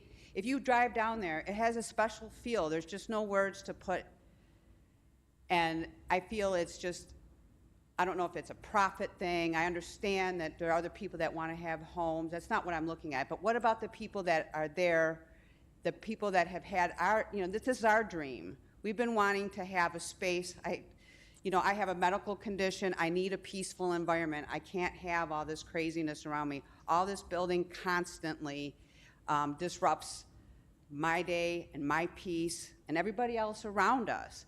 I just think that what's been proposed is a bit extreme. I think it's reasonable to bring it down to 4 houses, to make it fit the rest of the area. Some kind of compromise here, I think, would be agreeable to everybody that lives on the street. And this is why, there are beautiful neighborhoods, historic neighborhoods all over this country. It's like doing something like that, going into whatever places that you visited in this country. They're historic charm. This has its own charm. Why do we want to destroy it for 15 homes or 15 families when there's a bunch of families that have been here for generations? And to offer that possibility to another 4 families or 5 families would be a dream. It's just extremely personally upsetting to me that there's all this, this building going on constantly. You hear the boom, boom, boom of trucks, and they're going down the street every day, dropping things. It's just constant. It's nonstop. For the last several years, I've lost my peace. I can still hear it in my backyard, even though, I try to do other things to maybe barrier some of that, but it's impossible. It's nonstop, and it needs to end. And putting this here is just not the right place. It's like location, location, location. We talk about that. Everybody wants to be here. But this subdivision, it is just simply not the right location for this community. Thank you very much for hearing us.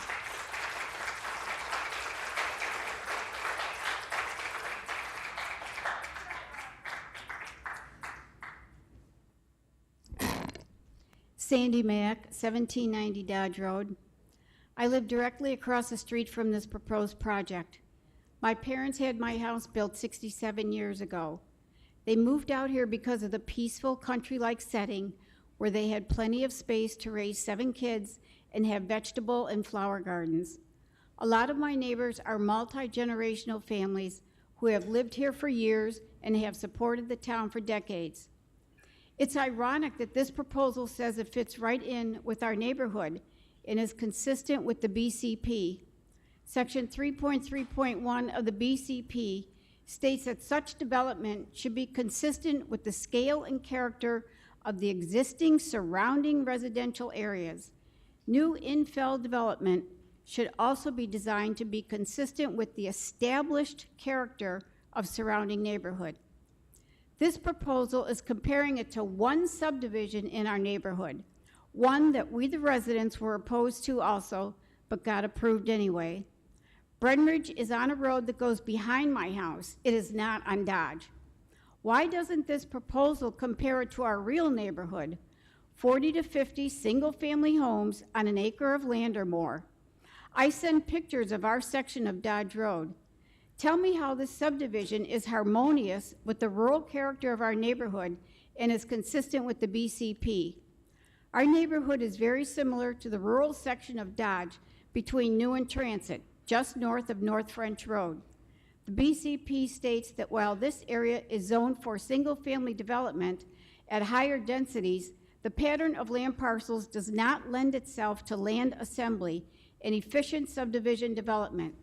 Therefore, in spite of the suburban zoning and the availability of utilities and public facilities, the area designated for single-family use should strive to retain much of its low-density rural pattern and character, avoiding long, uninterrupted strips of housing. The Planning Board has denied this subdivision 3 times. They have stated that it is not in harmony with immediate neighbors. Going from 1 house to 15 houses is not consistent with the neighborhood, and it is not in character with our rural neighborhood. 90% of the residents of Dodge Road are opposed to this. We propose 4 homes with 100-foot frontage and no public roadway. This would fit the character of our neighborhood. The Planning Board and we the neighbors of 1789 Dodge Road have given you plenty of reasons to deny this subdivision. Like Mr. Culpa has stated in previous meetings, let's not make the same mistakes we have made in the past, like Miller's Crossing. We need to build responsibly. I believe the only responsible answer is to build 4 houses directly on Dodge. Thank you.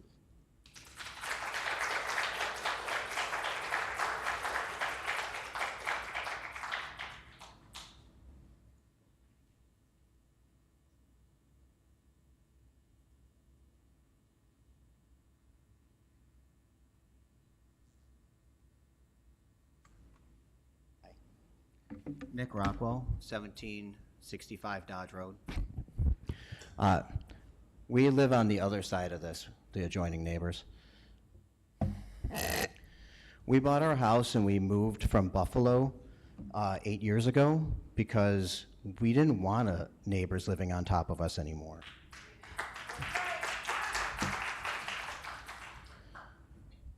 You know, half of the charm of this was that it was zoned suburban agricultural. We would have space, we would have one neighbor to the right, one neighbor to the left. We loved the Curcios, we loved the services when they lived there. The only issue we have with the services is that this is happening now. At any rate, it'll be very difficult for us to maintain our quality of life when we have 8 new neighbors across our property line. Bill is going to have 7 new neighbors on his property line. It's going to destroy our quality of life in so many ways that I can't even count. We have a garden. We've invested time, money, our hearts and souls into this property. This is going to be our forever home, and if this happens, I don't think we can stay. He's going to be able to sell his homes for $500,000, but what are we going to be able to sell our home for? Nobody wants that. We already had to watch the destruction of the wooded area at that Essex development. That was heartbreaking. Like, we watched a giant wooded area full of, this was in early spring, full of new wildlife families destroyed in less than a week. And the impact on the human residents is that the deer, the other wildlife, they're desperate now, and they're eating junipers in our garden. Anyway, the traffic is already bad enough. A lot of people have mentioned that. It can take us more than 5 minutes to get out of our driveway. Several pedestrians have been hit on Dodge Road over the past year. I watched somebody get hit right outside my window a few months ago. That's not going to improve bringing 15 new families and new road in there.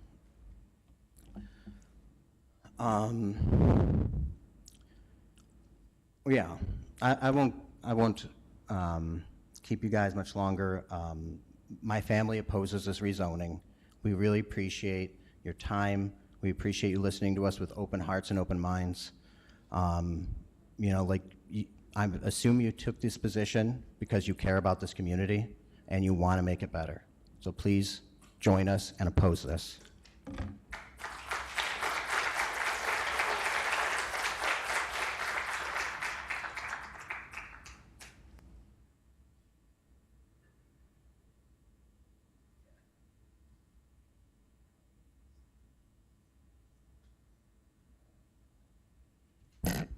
Bob Dortle, 92 Chateau Terrace. One ongoing problem that seems to be coming up at every meeting now, whether it's just traffic control on a present street, new buildings going up, new subdivisions going up, is the lack of traffic enforcement. I don't think any new building should be put up until we get this under control. You've got too many people running red lights, running stop signs, speeding. I mean, I can sit in my backyard and hear the motorcycles accelerating for 30 seconds. You got to start doing something about this all over. It's not only this town, it's everywhere. But Amherst should be leading the way on this. Start better traffic enforcement.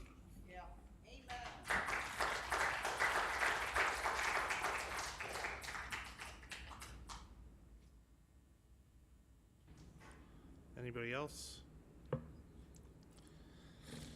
Hey, seeing none, I'm gonna motion to, you certainly may, just restate your name and address again, please. Joe Rubino, 5462 Sheridan Drive.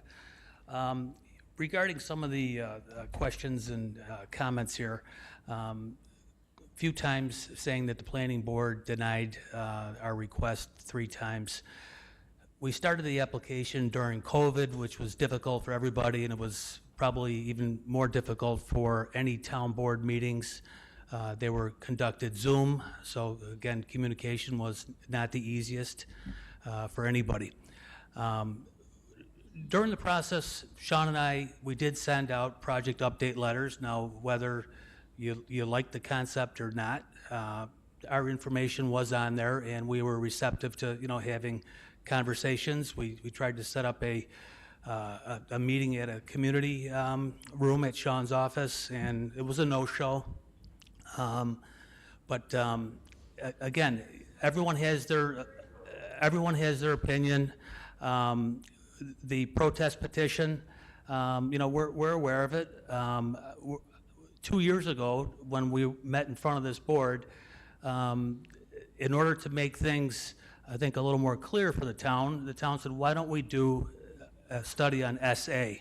And basically, everyone, well, why? Well, because it's almost an antiquated zoning south of North French Road. So it took longer than we all thought, but the results came in. It's not adopted yet, but the recommendation for this parcel is for it to be R3. It's not my recommendation, it's the recommendation of this consultant. The comprehensive plan does say that this should be homes. My proposal is here for 15 homes. I'm actually very proud of this proposal as far as with the green space. whether other, residents think different, but again, it's highly unusual. I know there's another developer here, he's probably shaking his head that I'm offering this. But this area in the front, I don't think it's been done before. Instead of having, again, like Sean mentioned on Young's and Casey, having a fence right up on the road. We did offer this 20-foot area here. As far as, it's a no build zone, it's forever open space. And we did propose some fencing, and we want to work with the planning board and the residents that adjoin those areas on additional screening. And again, when homes are built, residents, most new builds, people, that's their opportunity. They spend a lot of money on landscaping, whether it's on the corner of Maple and the Sanctuary. Look, I mean, the guy put $100,000 in landscaping there. These houses are worth noting right here. This is Nick and Lisa's house, and this is Mr. Pitts' house. They're so close to Dodge Road that we have all this is all brush in here.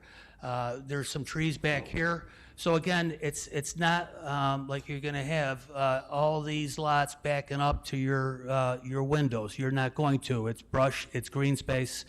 And again, these lots are they're a little deeper than normal. So again, one of the comments was with the pond mosquitoes. Our engineer says it's going to be a dry pond. It'll just handle the big weather events, designed for that. And then this just didn't start like, okay, all of a sudden we're just going to propose a subdivision. We had to have a pre-meeting at the planning department with their department heads, show a little sketch. They like the idea. We do the application. We go through all the process. So there's wetland studies, soil studies, sewer studies. So again, it's been in the making for a while. We're here. Thank you for consideration. Thank you.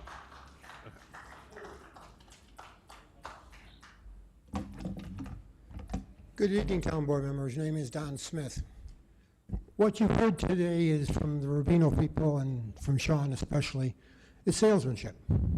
They're trying to sell you something. But the people out here told you facts. Your job is to separate the salesmanship from the facts and rule on what this project will actually look like and how it will affect the town. Mr. Rubino stands to make a pretty penny on this, I suspect. And I don't blame him for that. That's his job. He's a builder. That's what he does. But these people have a right to tell you what their situation is too. And you have to separate the salesmanship from a very long-winded, long-time second presentation of this project to you a second time, which I don't think you should have done, number one. But you let them give you the project a second time with the idea that the last person who speaks is the one who wins. That's not going to work here, okay? Listen to the people. Listen to what they said about the neighborhood. Listen to your own idea of how you would like to live. These people deserve to be heard and not to be oversold by somebody who's trying to make a buck here. I don't blame them. And I actually counted up how many times our friend, Mr. Hopkins said, and these two homes are going to be gone out. He must have said it about 8 times so that you guys wouldn't miss it. Now, if I can figure this thing out, so can you guys. So you know you're being sold. So the question is, what are you going to do about it? Just be honest, give these people an opportunity, think about what you're doing, and then rule on it with honest heart on this deal. Don't be oversold. Thank you very much.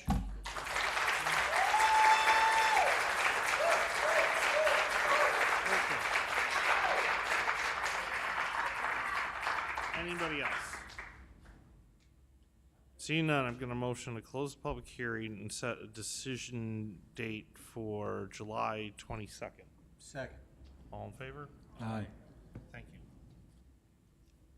Next item on the agenda is public expression. It's an opportunity for members of the audience to share comments on the town of Amherst, items related to town business. I'm going to ask our town attorney to please read the rules of order for public expression. Do you want me to give Yep. a minute for the room to Sure, clear? I'll give everybody a moment to leave.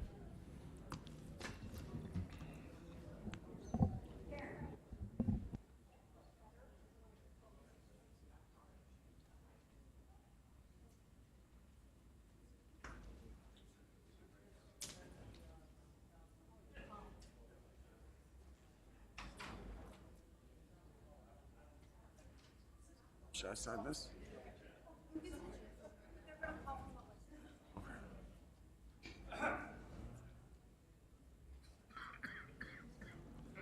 Okay. If you would, please. Good evening. There will be several opportunities for public participation opportunities throughout tonight's meeting for you to address the town board with your concerns. It's important that we first review the town board's rules of order with regard to decorum and public expression. For your convenience, there are copies of the full rules of order available on the town board's website. With regard to decorum, order and decorum must be maintained throughout tonight's meeting. Pursuant to the rules of order, speakers shall address the board as a whole and refrain from partisan political commentary, personal, impertinent, slanderous, or profane remarks, catcalling, noisemakers, or other outbursts that disrupts the order of the meeting. Any person who makes such remarks or otherwise disrupts the meeting with loud outbursts, shouting, threats, or other disruptive behavior shall, at the discretion of the supervisor or after a motion and majority consensus of the board, be ruled out of order. With regard to public expression, there are two can you go to the next slide, please? Thank you. There are two opportunities for you to speak to the board with your comments on topics not covered within the public hearings that were scheduled earlier tonight. Per the rules of order, the purpose of public expression is to allow the opportunity for the public to formally address the board on any matter involving the town of Amherst. This is not a question and answer session or intended to be a conversation with the board. Rather, this is an opportunity for the public to express their opinion on issues that the board will cover during that meeting or to bring attention to an issue involving the town of Amherst. Speakers may comment for up to 3 minutes. The town clerk will ring a bell once when you have 30 seconds remaining and twice when your time is finished. There's a sign-up sheet at the podium for you to indicate your interest in speaking. Once those that have signed up are finished, the supervisor will ask if there are any additional speakers, and if not, he will close public expression. A reminder that decorum must be maintained. All remarks shall be addressed to the board as a whole and not to any single member thereof. In the event that a speaker's inquiry is urgent or their comment is accurate, the supervisor or a town board member may respond for 1 minute after closing public expression. Thank you for your adherence to these rules of order. With that, I'm going to motion to open public expression. Second. All in favor? All right, first person on our list is Andrea Morganti. If you would please come forward.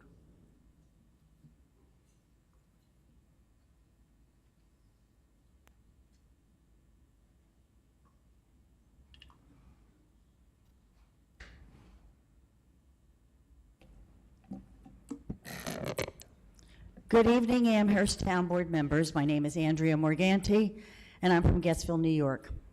I want to discuss this evening the legality of gifting public monies. The New York State Constitution contains a provision specifically regulating gifts or loans of public monies to private entities, which includes Damon University, O'Connell and Company, and Musical Fair. These are just a few examples of this practice of gifting, as we are aware of others. Specifically, the law states that no county, city, town, village, or school district shall give or loan any money or property to or in aid of any individual, private corporation, or association or private undertaking. This provision prohibits municipal resources for non-governmental purposes and limits on municipalities' expenditures to ensure that the focus of municipal spending is the public good and that municipal resources are used only for government purposes. Therefore, Article 8, Section 1 of the state constitution, the so-called gifts and loan clause, serves to control the use of municipal monies and resources. It aims to ensure that private citizens do not use municipal resources for their own benefit and thereby helps to preserve government resources for the public. In this case, the taxpayers are being harmed, since the Royal Park Damon Sports Complex, O'Connell and Company, and Musical Fair are just a few examples, would be the beneficiary from gifting of the one-year lease. This is unconstitutional. The lease agreement with these three entities and others needs to be renegotiated. The lease needs to include specifics, examples, costs based on fair market value, square footage, etc. Town board members, we want to assure you we are not arbitrarily providing you with this information. The Amherst concerned citizens have consulted with several individuals regarding this information before presenting before the board. Examples are a former town attorney, a state attorney general, a judge, and an attorney who specifically practices is municipal law. Based on this information, we request that a meeting take place and several of the Amherst concerned citizen members who have been working for many months on this project and members of the town board to review these leases. And just a fun fact, a few weeks ago I mentioned the town board, U2 was being viewed by residents of England. Tonight, Germany has joined the group. Thank you.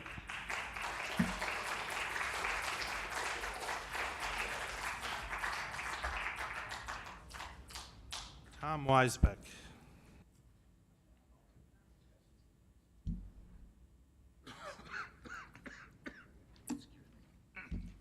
Thank you.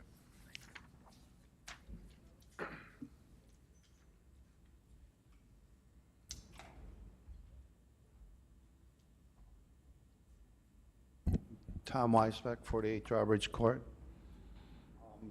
First question is, Jacqueline's been missing two.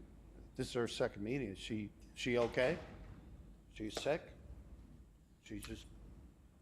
I'm not going to answer questions during your comment. I will tell you that Councilwoman Berger has been dealing with a health issue. Certainly entitled to deal with that at her own pace. Send my best wishes. Hope she gets better. I understand about health issues. I probably said to you, I almost died of COVID, so I understand. So, I got a couple things. Let me get to my paper. I'm sorry. Okay, I wanted to ask you about the street lighting suit that I brought up a couple weeks ago. Did you hire outside counsel, or are you going to use it inside counsel? That was one of my questions. Let's see. I was going to ask you about all this development, but that's been through there. So, my real concern is these lawsuits that you are having for these developments. I brought it up the last meeting about the one car dealership on Sheridan Drive. Now I see something now at 168 Creekside Drive. Their assessment's going to be brought down. You made an agreement with these guys already. Now, is this going to be a normal thing where every year these corporations going to come in and get their assessments reduced, and it falls on other taxpayers? I mean, people are getting stressed. It's a great town. The assessments are killing the senior citizens. They're going to have to move out. I mean, look at all of us here. We're all worried about it. You know, I don't want to move. I've been here. You know how long I've been in here? 1984. I raised my kids. 1984. So now, I mean, I understand these are legal challenges. You have to reduce their assessments. But as homeowners, we don't have that resources. go to the lawyer and sue you guys. And you're putting us a heavy burden on all of us. So that's all I can say. I got a few other things, but after these guys asking you not to develop it, I hope you really consider that. Thanks.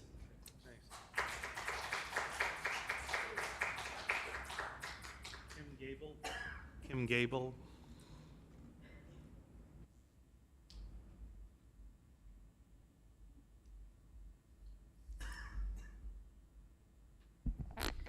Good evening, Kim Gable. I live on President's Walk in Williamsville. I just have a brief set of observations and questions for the board. I want to know, are we, for lack of better terms, butting up against our constitutional debt limitations for the town? I was speaking with a former, now retired employee of the State Comptroller's Office. It's a family friend, and they had mentioned it was odd for a town this size to bond $150,000 for a truck. I'm referencing a bond that went through a couple of months ago. I believe it was in February. Now, on this week's agenda, we have a $100,000 bond over 5 years for tree planting and removal, and also a $150,000 bond over 20 years for signal upgrades. Now, although the rates are reasonable, it still concerns me why we keep bonding small projects instead of paying for them upfront, thus avoiding even small amounts of interest accrued. Now, according to the Comptroller's Office website, debt limit equals a percentage of the 5-year average full valuation of taxable property within a municipality, I'm now concerned that if we are close to our constitutional debt limitations, and if that is why we are continually bonding small projects that are actually necessary for the functionality of the town, is this why we reassessed all the properties in the town at 100% value? So I'm just looking for some clarification, and thank you for your time. Okay, thank you.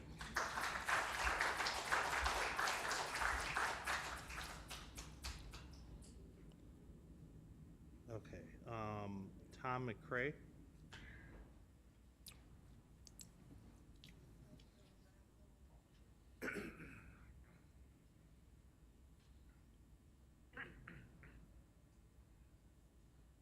I don't think he has my name. Tom McCray on Robin Hill Drive in Williamsville.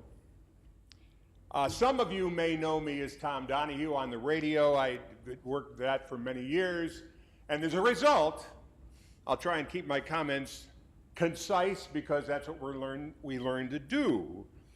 So I'll say good evening, Mr. Culpa and the members of the Amherst Town Board. I come before you tonight to talk about being a good listener, but not to me. In fact, I retired from it 9 months ago, I should say. But to be a good listener to the constituents here. I come before you tonight to talk and know that the dictionary defining a good listener is someone who gives you a lot of attention when you're talking about your problems or things that we're worried about, and try to understand and support you. So why do I bring this to your attention? Well, I've been attending these meetings on a regular basis, like many here tonight, since last November. And I began to think to myself, I wonder if our elected officials are actually listening to what these concerned citizens are saying. So at every meeting, you have dozens of residents who have taken their valuable time to address issues that are important to them. Whether it's how they can deal with the enormous 11.4% tax hike, our property reassessment, possibly the lighting situation, and the sports complex for Damon University. I thought to myself, I wonder if any of you actually think to yourselves, gosh, maybe we should think about some of these issues again ourselves.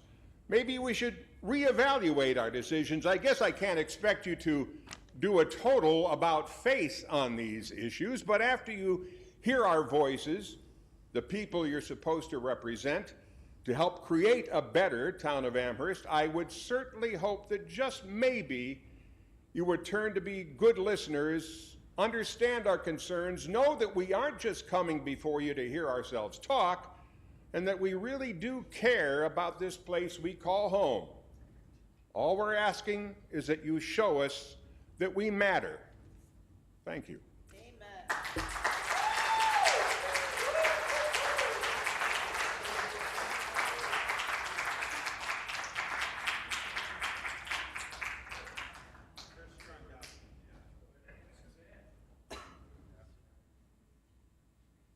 Okay, Patty, Marcus?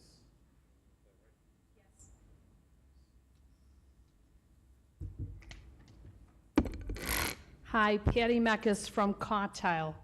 My address is 5270 Newton Road, Orchard Park. Cawtile stands for Citizens Against Wind Turbines in Lake Erie. About a month ago, I came to the work session and presented. And I'm here tonight to present also to the people here of Amherst. Our group has been together for 14 years.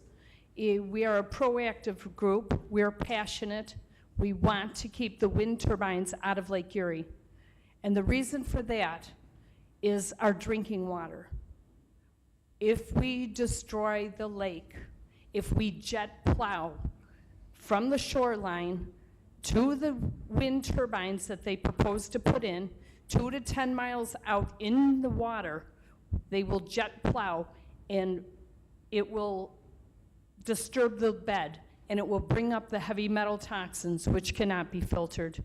We also have a concern with the PFAS, which is a forever chemical. It cannot be filtered.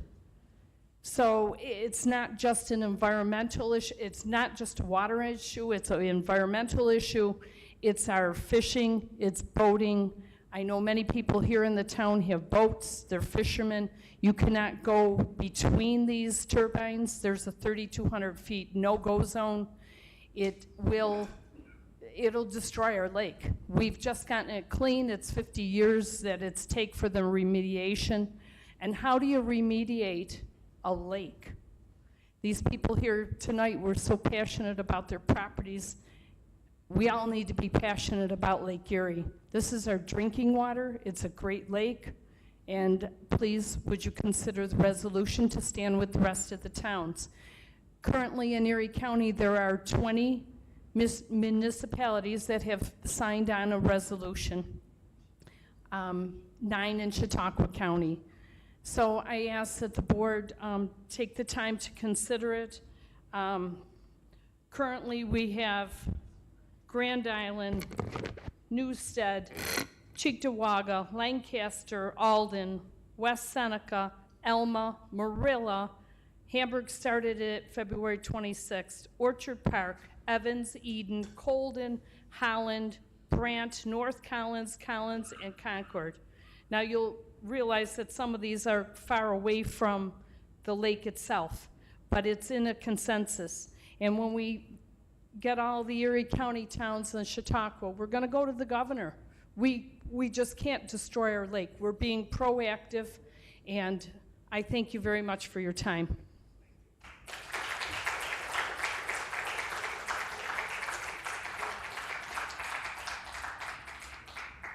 Dave Howard?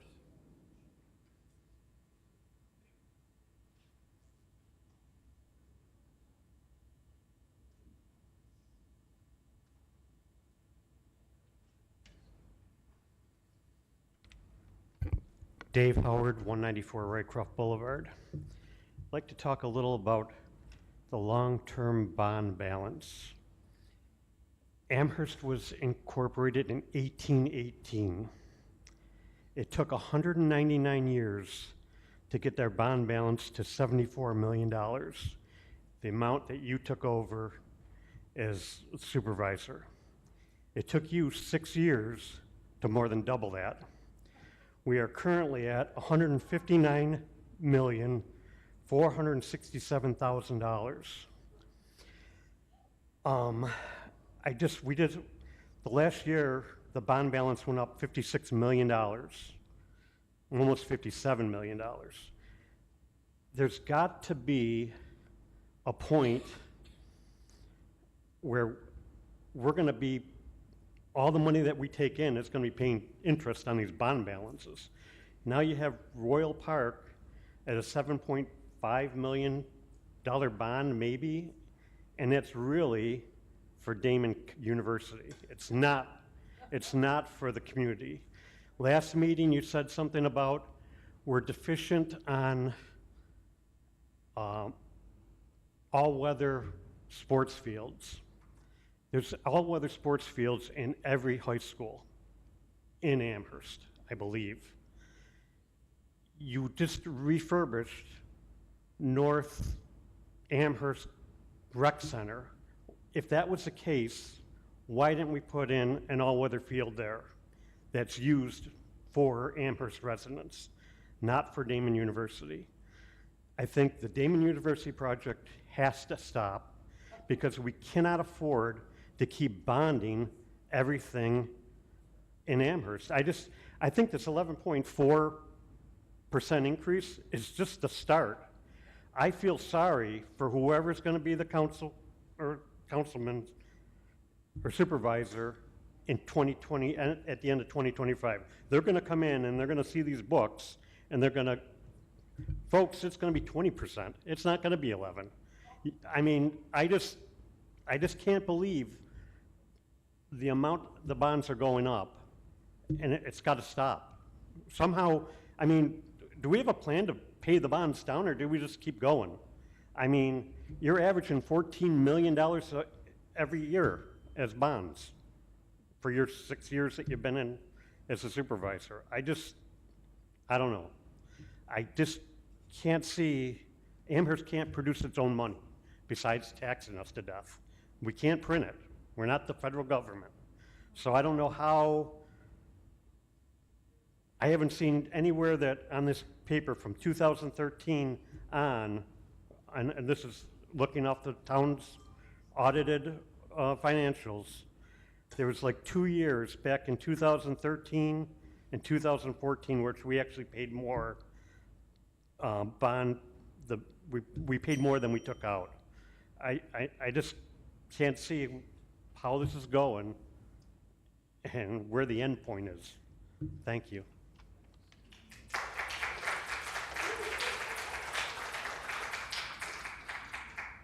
Okay, Gina Gentry.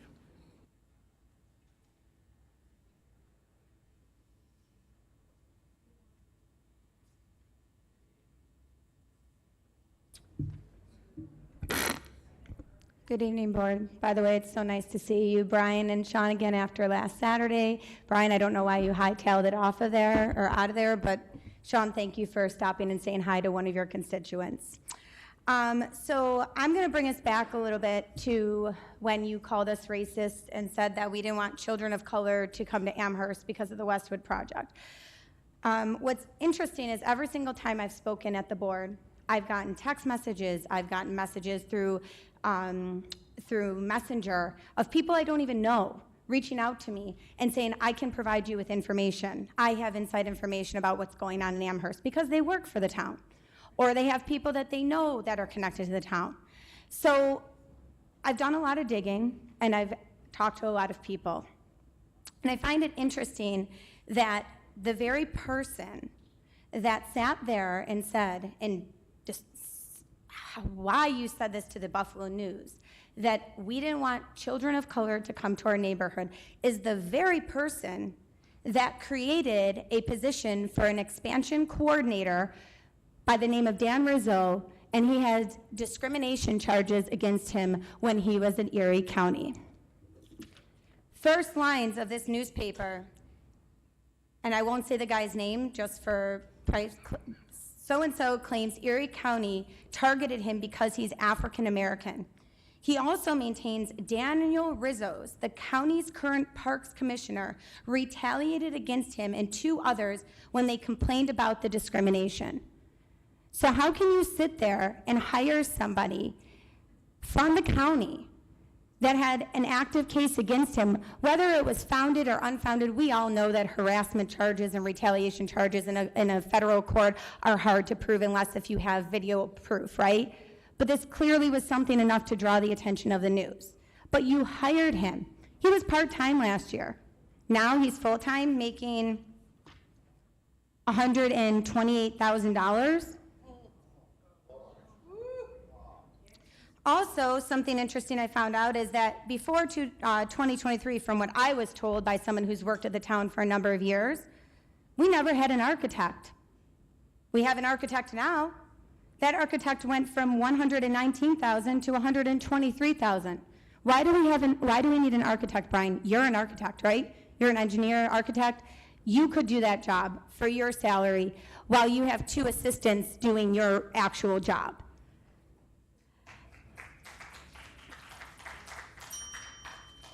My concern is that you sit here and point the fingers at us, but you have not done anything but hire people that are passing through Erie County because they've clearly made mistakes. Stop passing the trash. Start making sure that you're hiring people that are legit people, because I also have a message that the hiring freeze that you put in place, there's over 37 people you've hired since you put the hiring freeze in place. How can you put a hiring freeze in place and then hire 37 people? So I guess my question to you, before I ask you to resign, because I'm asking you again to resign, is I want verbal proof with everybody here and everybody on the, watching on the video, that you will not raise our taxes again next year. Oh, please. I want it. Because with all of these salaries, with all of the CSEA, which, by the way, it must be nice that you went to Benderson's place in Florida when you missed the CSEA meeting. Must be nice that you can go do that, right? Can you give us a verbal? That's right. Okay. I hope you enjoyed Florida. Sometimes you answer questions, not all the time. Okay, Don Smith.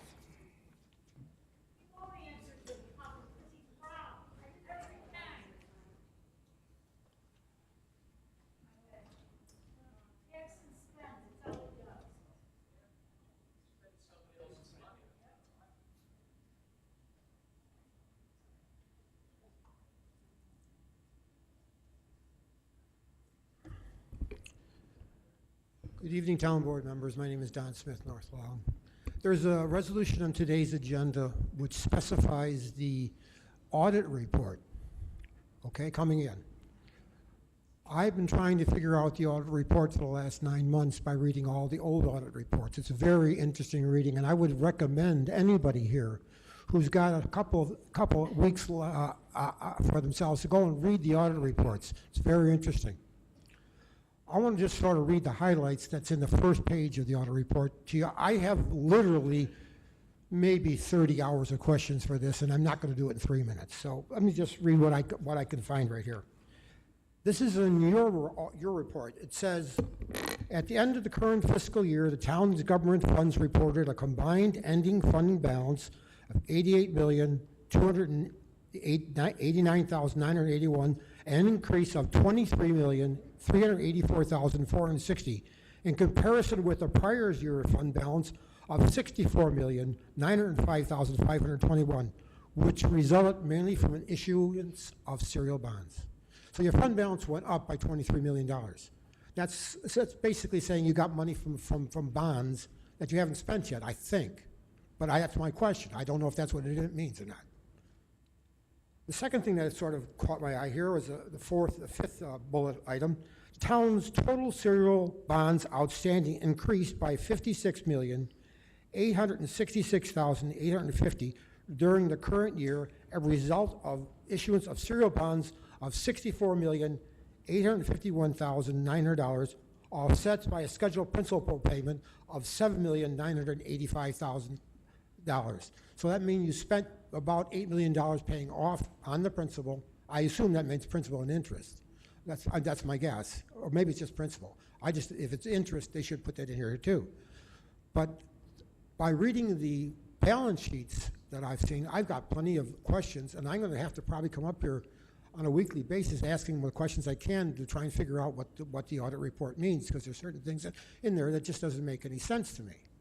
So it seemed, and the other thing I saw was there's, on the bans, there's about $32 million of 2023, 32 million plus in bans. That's anticipated notes, bond anticipation notes, which are short-term lending, which then get turned into long-term lending when you issue bonds for long-term serial bonds. So that means to me, at least, that we got another 32 million going to go into serial bonds at some time in October of this year. Is that true or not? So what does that mean in terms of our total indebtedness? I'm sort of concerned about that, because it looks like we've got a lot. As far as I understand, our total indebtedness can be 7% of the last 5 years' average assessment valuation. That's what I was told, and that's a lot of money. So I'm concerned, and mostly about the debt side, the long-term debt side, how big it's getting, how fast it's getting big, what we're doing with the money that comes from those long-term debts, how we're housing it, what we're going to use it for, and what it's going to turn into in terms of income, if any, coming back to us to help pay these things off. How does this thing balance out to our benefit? Thank you very much.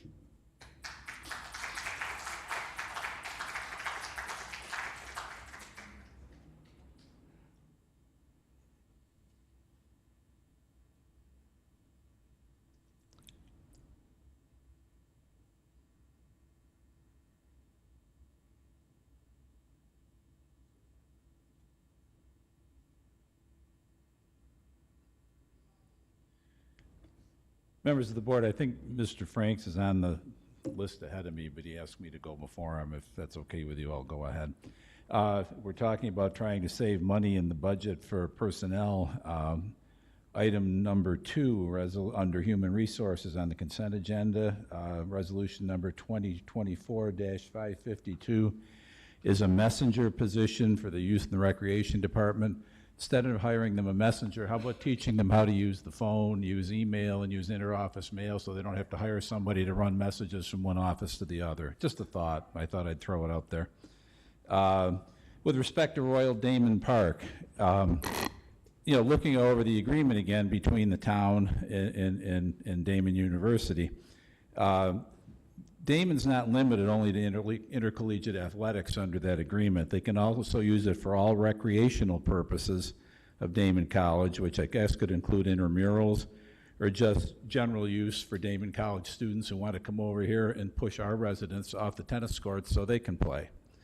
The concession stand, any money made at the concession stand, as near as I can tell under that agreement, the town doesn't get a nickel. It all goes to Damon College or Damon University.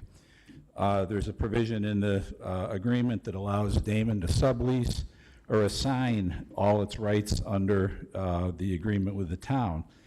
Any money they get from sublease or assignment goes to Damon College. The town doesn't get a nickel. Under paragraph 13 of the contract says Damon is required to report all accidents to the town in a, quote, detailed written accident report within 3 days of Damon's notice of the accident. And if they don't do anything, if they don't comply, there's no provision in there for anything for the town to do about it. They simply don't have to comply and totally ignore it. And the town, apparently under the contract, has no recourse.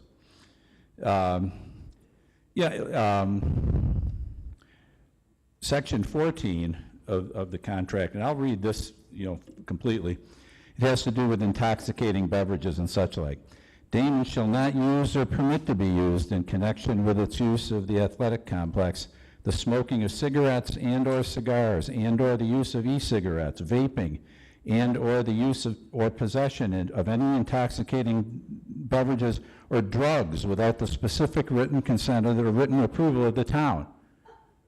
What drugs are they going to write to you and ask for consent to distribute? What in heaven's name is that even doing in an agreement in a park that's in the middle of a residential neighborhood? I'd love to hear the explanation for that. I mean, that's got to be priceless. It goes on and on. It goes on and on. People ought to pay attention to their jobs, and then you wouldn't have that kind of stuff in contracts.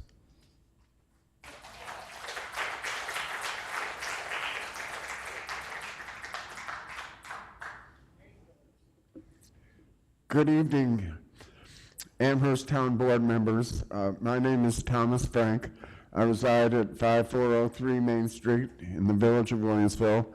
I just gave this presentation to the village board, meets at the same time.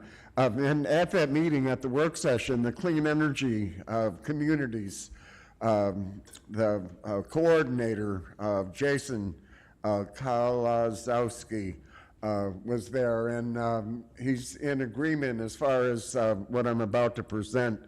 I'm proposing an intermunicipal resolution and agreement to the Glen Park Joint Board for two issues. Issue number one is the Amherst Central Park, New York Interstate Greenway, Trailway, connecting the Ellicott Creek, the LWRP, the Local Waterfront Revitalization Plan, to the Niagara River Greenway, the 2050 relicensing of the Niagara Power Project by the FERC, the Federal Energy Regulatory Commission, the $450 million Erie and Niagara County settlement for the New York national, they did the survey of the sinking houses in Amherst, and that's where the settlement came from, through 2050. So that's issue number one. Issue number two for the resolution has to do with, and the first one was the Article 6 of the agreement, the amendment to the Glen Park Joint Board Plan. The second issue is to the town of Amherst Central Park, the Ellicott Creek Greenway connection to the town of Amherst Bicentennial Comprehensive Plan and the Erie Canalway National Heritage Corridor. These are two essential things. The Amherst Central Park Greenway is part of the New York statewide Greenway transportation system plan that was just presented in Albany, that I was at on May 20th. And this is a demonstration project having to do with the Glen Park Joint Board. And it interconnects the parks, and it goes through the University of Buffalo as far as the School of Architecture and Planning. It's we're looking at a 5-year, $10 million capitalization that's going to connect the environmental education to the school districts as far as financial incentives for your carbon footprint reduction. Thank you.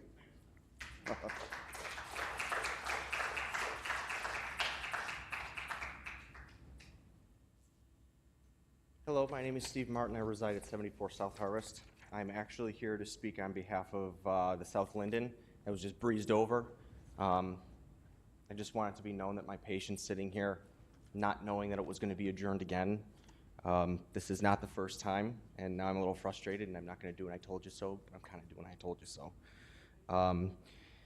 The advisory board suggested against it. They did at least 3 adjournments with that one. We are adjourned on March 11th. We adjourned again on March 25th, at which I believe, Mr. Culpo, you kind of rolled your eyes a little bit and you're like, why are we doing this? I'm not really sure, but sure, we'll do the adjournment. I'm sitting here patiently today awaiting a decision that we were supposed to go over on June 10th, pushed it till today for the decision, and we still don't have a decision. I'm not sure if there's other information I should know about or things that I can read and learn more about. I'm just a little frustrated, and I'm glad I said it, but here I am. I showed, so thank you very much.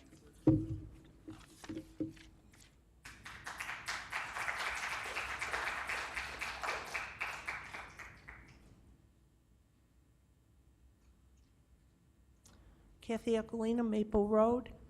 There was something in the paper last week that the county gave the town, or is going to give the town, $750,000 for the construction and planning of musical fair.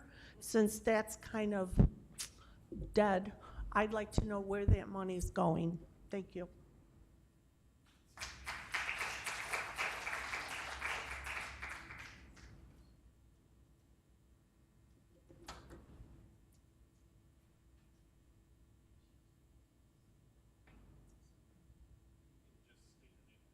Oh, okay.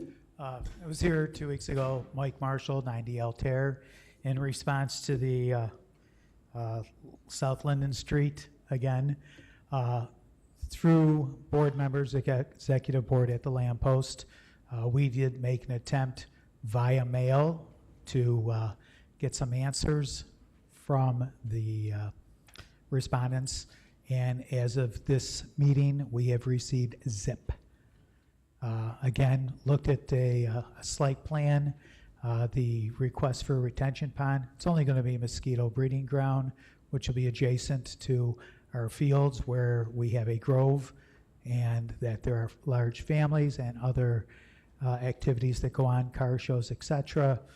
And at this point, I think single family over multifamily would probably be a far better use, or leave it natural. I've been through the neighborhood. It's pretty nice. I can understand why the neighbors are up in arms, and tonight's on the Dodge Road one. Thank you. I did receive letter from the Lamp Post this afternoon on my desk that will get clocked in, just so you're aware.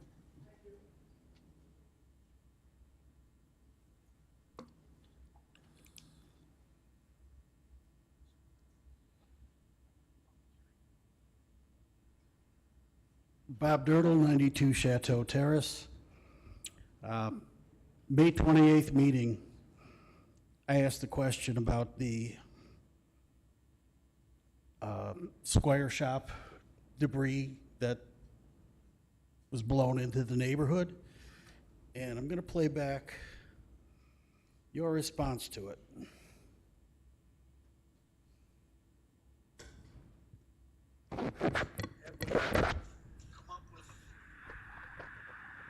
What exactly was spread all over the neighborhood yet, or is that still pending?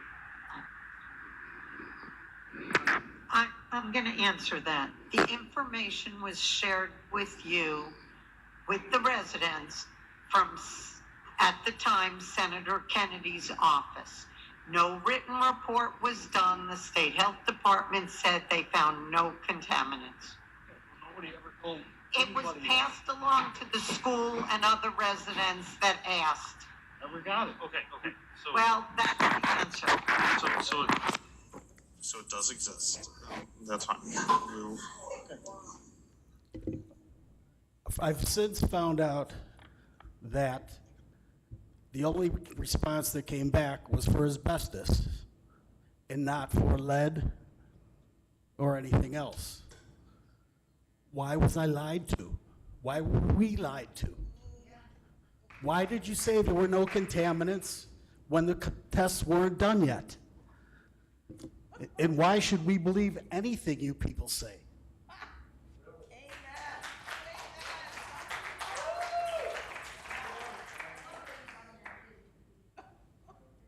Seeing none, I'm going to move to close public expression. Second. All in favor? Aye. Okay. Who's the second round, Joe? Joe, wait till the second round. Joe? We just closed it. There's a second round, Joe.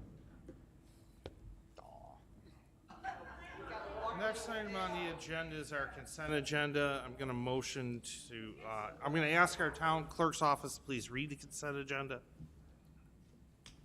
Supervisor Culpa, 1. Deputy Supervisor Lavin, 1. Town Attorney, 3, 4, 5, 6. Town Clerk, 1, 2, 3, 4. Comptroller, 1, 2. Contract Compliance, 1, 2, 3, 4. Engineering, 1, 2. Finance, 1. Human Resources, 1, 2, 3, 4, 5, 6, 7, 8. I have the microphone on. I have it on. It's okay, V. Keep going. All right, you can read it. Sewer 1, 2, 3, 4, 5. Under Communications, 1, request resolution for July 8 meeting. 2, receive and file. 3, refer to attorney in planning. 4, refer to attorney. Public improvement permits, 1 consent. Okay, I'm going to motion to adopt the consent agenda. Second. All in favor? Aye. Next item on the agenda is Resolution 542. It's various signal upgrades. It's a bond resolution in the amount of $150,000. These projects are capital. That's why we bond them. The project itself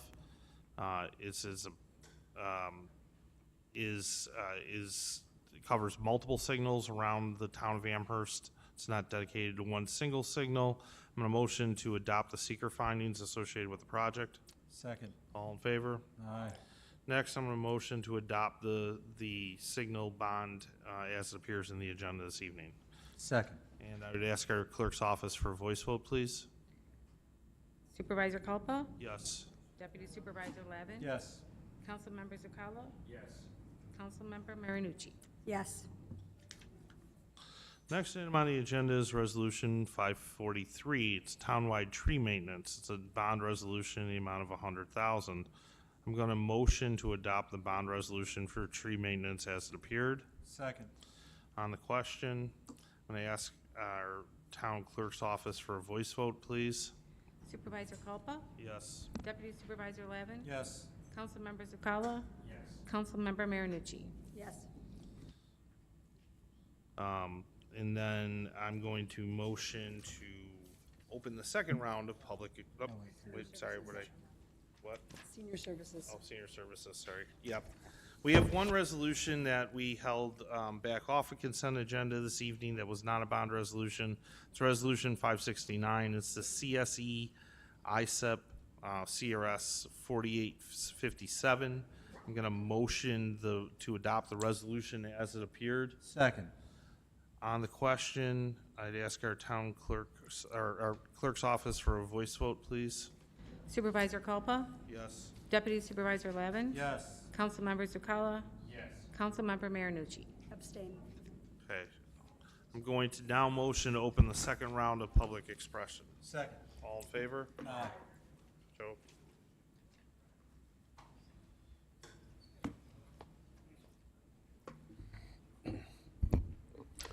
Joe Wojtowicz, 35B Cyrus.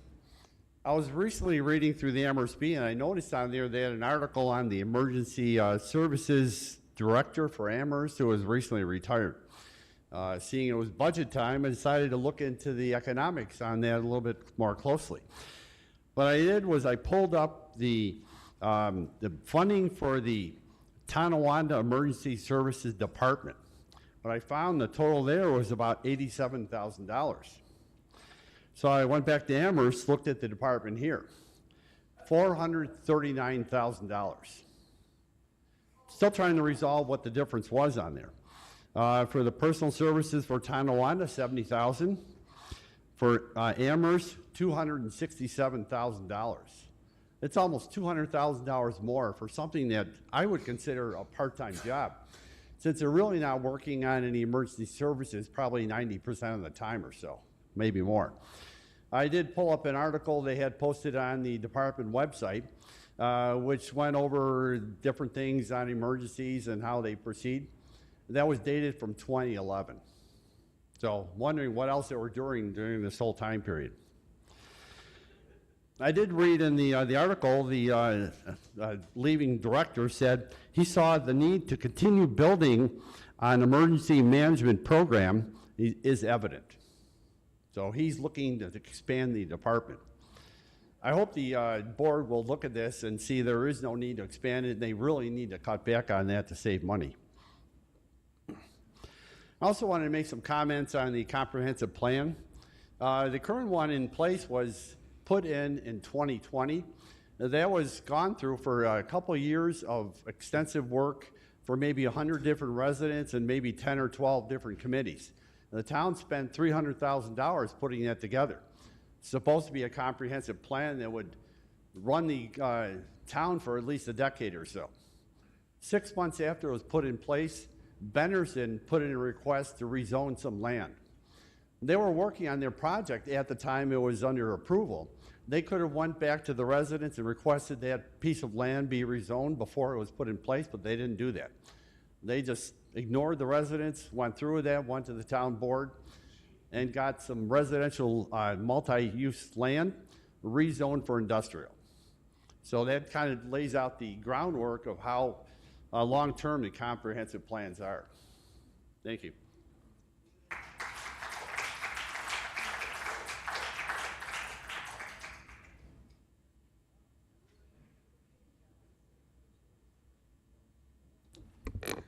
Good evening, Town Board members. My name is Don Smith, North Long. I was reading the Royal Parkway amended lease agreement.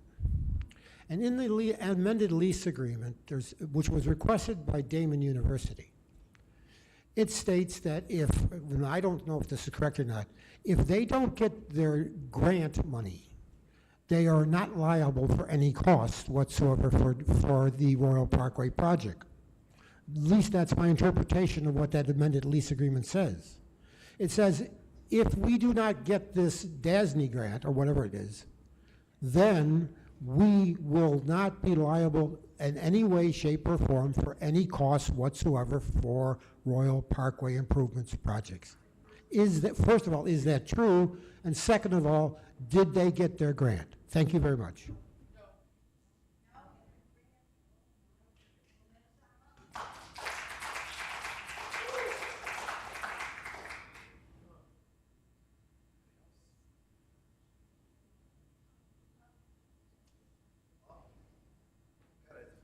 Say a couple things. Just one is, I gotta remind you, you guys shouldn't have done the streetlights. It's the whole, all the taxes that you put on the burden of the taxpayers of Amherst. And then because of that, all the other communities are following suit, like I said last time. Now, Lackawanna, what was it? That was, what, it was 20%? 23%? I mean, how are you guys gonna show your faces out in the fellow Democrats? I'm not trying to be rude, I'm just saying, hey, if I was on the town board, I'd hide for what I did. So, but back with the streetlights. Guys should have done it, plain and simple, it was a mistake. You weren't here, understood. I know that I asked about the street lighting. Jackie's not here, but I want to bring it up so maybe one of you guys can help me out. With the street lights, all the new street lights, what is their foot candles? We have a code here. 0.05 is our foot candles. What is the streetlights value are? Because they're pretty damn bright. I may be wrong. I hope I'm wrong, because that's a lot of streetlights you have to change. Maybe you changed that when you guys took over the street lighting. You know, I don't know. I wasn't there for the whole meetings. So I hope you can answer that. That's a very important thing, because those streetlights are extremely bright. You know, that Miller Landing that you just put in, you put the all new streetlights in. Is that going to happen to this, if this development off of Dodge Road where all these people came? Are you going to install streetlights there? Invade their privacy with all those lights, maybe? So I hope you don't even waste the time of putting that development in. Thank you.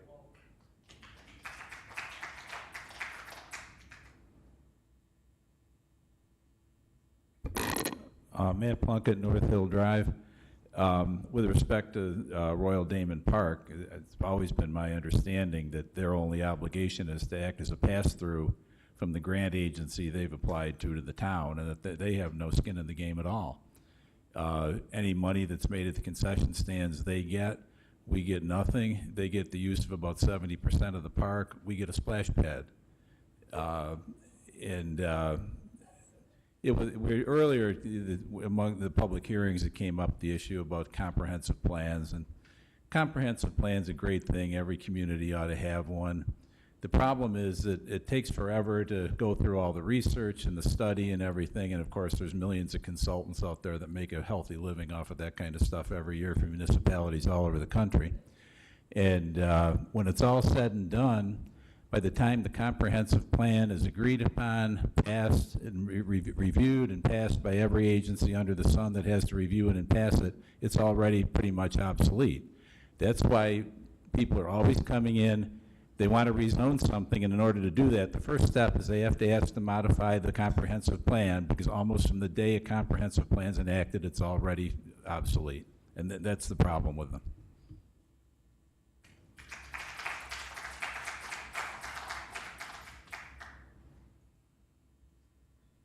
Bob Dirtle, 92 Chateau Terrace. I asked a question last session. I got no answer. Several months ago, same thing happened. You going to answer the question or not? They pick and choose, honey.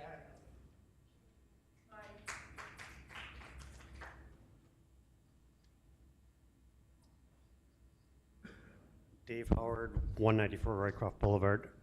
I was told I forgot something from the last comments. In 2022, the interest expense was 3.5 million. In 2023, it was 6.7 million, almost double. And that is just going to keep going up and up because our percentage on our bonds is higher than it used to be. So as we take more bonds out, that interest expense every year is getting higher. So it's another thing to look at on how we got to get the bond rate, long-term bonds down. Thank you.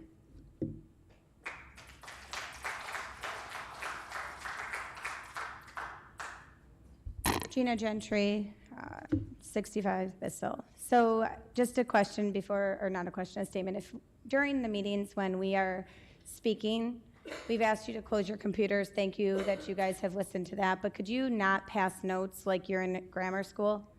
Because it's very disrespectful. I feel like I'm a teacher having to go and collect the notes and see what you're writing about us behind our backs. Anyways, speaking of O'Connell and Company, interesting information that I found out, Eggertsville Community Center, which is a Amherst-based community center, was used for the Boys and Girls Club. That was the original lease. They were not keeping up with their agreement as far as keeping up on the property from what I've been told, and they were ex-nayed and told to move out. That's a community club that has helped youth in Amherst. What moved into that is, like Andrea had stated earlier, O'Connell and Company, which is a theater company, musical fair, theater, okay, rents out for $1 a year according to the contract. But my question is they were supposed to take care of the things that were not up to code and up to standard. So do we know if they still have a temporary certificate of occupancy, or if they have fulfilled all that and they are certified to be in that building, paying the $1 a year rent? By the way, they don't fill their seats either. Do you have any answer to that? I know you're going to answer after, so I have two questions now. That and my other question regarding Dan Rizzo and everything else that we just said. Any answer? Oh, I'm sorry, if the taxes are going to increase, that's what I asked. You might get an answer. Am I going to have to wait till you? Okay, I'm going to hold you to that because I have that on recording now. That's right. Good point. Good evening. My name is Thomas Frank. I just wanted to finish what I presented earlier regarding the United States Army Corps of Engineers, their relationship to the FERC, the Federal Energy Regulatory Commission, regarding the survey of the sinking houses in Amherst and the Niagara, the FERC, the Federal Energy Regulatory Commission, their settlement through 2050, the long term. And out of that came the Greenway, as far as the plan for the development of a 2,600-mile East Coast Greenway for flood, it's the flood prevention plan. And this should be included in what was the LWRP, but also the bicentennial comprehensive all-inclusive master bicentennial plan for the town of Amherst. And that the Greenway model is now the model for the state. That they had a summit meeting with representatives from all the counties in the state, and that the Greenway became the model for the planning, zoning, and permitting for the Hudson River Valley, the Erie Canal National Heritage Corridor, which is a part of the town of Amherst, as well as the Genesee River Valley and the Niagara River Greenway. That the Ellicott Creek, where you're sitting on the groundwater table of with your, as far as the thermal cooling, that this plan for the Glen Park Joint Board is a demonstration project that they're calling for. And as far as the UB, the One Region Forward, the School of Architecture and Planning, this is the inter-jurisdictional procedure as far as the various agencies in the village, in the town, in the county, and the region, and the state, and the federal funding through 2050 as far as the environmental education plan for the public. Great, thank you. It's an opportunity, and it's going to be an election issue. Thank you.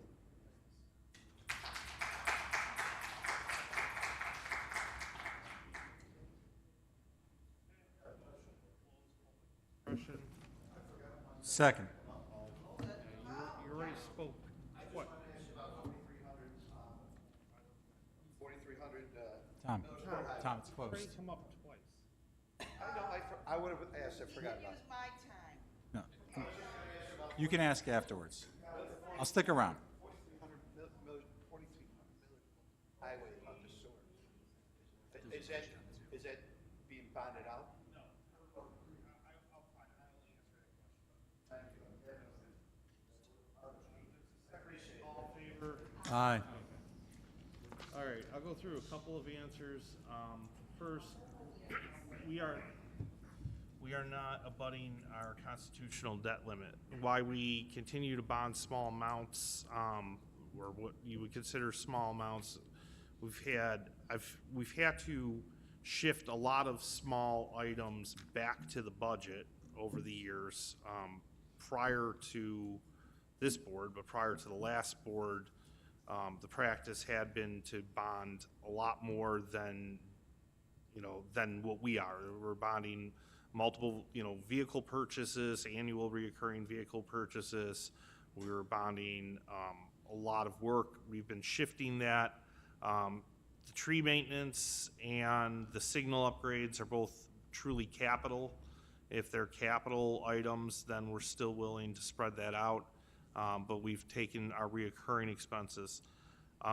Since there were a couple of questions this evening about how the long-term debt works, I'm going to schedule a presentation on long-term debt by our finance department so that we can be upfront about how that all works. I've got a couple of questions regarding why do we need an architect. We need an architect for the same reason we need a town engineer. We own buildings. Buildings require care. They require attention. The people who pay attention, who understand how building systems work and recommend changes or recommend solutions to changes are architects. It is less expensive to hire in-house than it is to go out-of-house for every single building item, which we had been doing previously.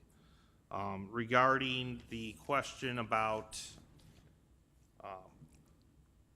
O'Connell and Company and their and the status of their C of O, I don't know offhand. The reason why they had a temporary C of O was because of their risers, and not because of existing building conditions. A lot of the existing building conditions have been dealt with. That's a question that I would have to go and ask our building department. Regarding Dan Rizzo, to the best of my knowledge, was departed Erie County with a clean employment record prior to us hiring him. Regardless of what claim was made and what the news reported, that is not what county personnel relayed to our HR department. Regarding regarding taxes, we're starting our budget process now, but our outlook has looked favorable throughout the year. We've done quite a bit, we think, to put ourselves in a good position. I'm not going to say exactly what the outcome is because we don't know yet where we're going to be in terms of items like our pension share. We're not sure where we're going to be on a number of items. So until we know projected utility costs, projected insurance issues, or projected insurance costs and projected pension share, I'm not going to say this is what the outcome's going to be. Regarding the question about hiring freeze and hires made during the hiring freeze, some of the quote-unquote hires are probably promotions. I have to look at it. We did not put 100% hiring freeze on. We did say that we would replace positions on retirements because we needed to fill roles, and we had a number of positions that we needed to fill. Tonight, case in point, there's a promotion into the Director of Emergency Services. Our Emergency Services Department handles all of our safety accreditations, handles a lot of communication outside of our community to other communities, including Erie County and the state. They handle FEMA filings and claims filings. They also handle a lot of our liability or our insurances on a property. Our emergency services team does a great job. Not every emergency services team is tasked with the same responsibilities. Regarding the agreements on Royal Park, which we've heard about several meetings now, again, the goal for the town was to upgrade our facility. Damon College, or Damon University College at the time, had an opportunity to come in with capital funding as a way to make payment towards future use. That was a big deal towards getting the type of facility the town wanted and had expressed a desire for going back through our 2016 parks planning, which predated me in terms of start. Regarding the Square Shop debris and response, one council member's remarks does not represent the remarks of the entire board. As far as we do not handle, we do not have our own health department. We do not issue findings regarding health issues and regarding debris issues. That is not ours to monitor. I suggest you need to talk to New York State or Erie County if there's a question about specific items like lead. Those would have to be reported through them or through the Department of Labor. Regarding the lights and the lighting conditions and the foot candles, I don't know what our foot candle is offhand. However, our lights are dimmable. They're controlled. We can actually change the amount of light exposure at the ground surface. Regarding Article 7s, traditionally we've had about, I would say, somewhere between 3 to 4 Article 7s in front of this town board since I've taken office and predates me. Article 7s are oftentimes in commercial properties, but we deal with Article 7s internally. We have one of the towns that actually pursues or pushes back on Article 7s in court. We don't just accept the settlement offers out of the gate. Our Article 7 process is between the assessor's office and the attorney's office. Once they've arrived at a recommendation, it comes to the town board. There are some 10,000 small business or businesses in Amherst. There's an enormous amount of properties, which is why we have the quantity of Article 7s that we have. Thank you all for coming tonight and for expressing your interests and concerns with this town. Oh, there. One more thing about the $750,000 from Erie County. That was a grant through Arts and Cultural's 2 musical fair that was reimbursable for construction. As the construction is not proceeding at this time, Erie County will not be giving that money to musical fair, which will not come back to the town. Thank you. You gotta make a adjourn. Did you adjourn? Yeah, motion to adjourn. Second. All in favor?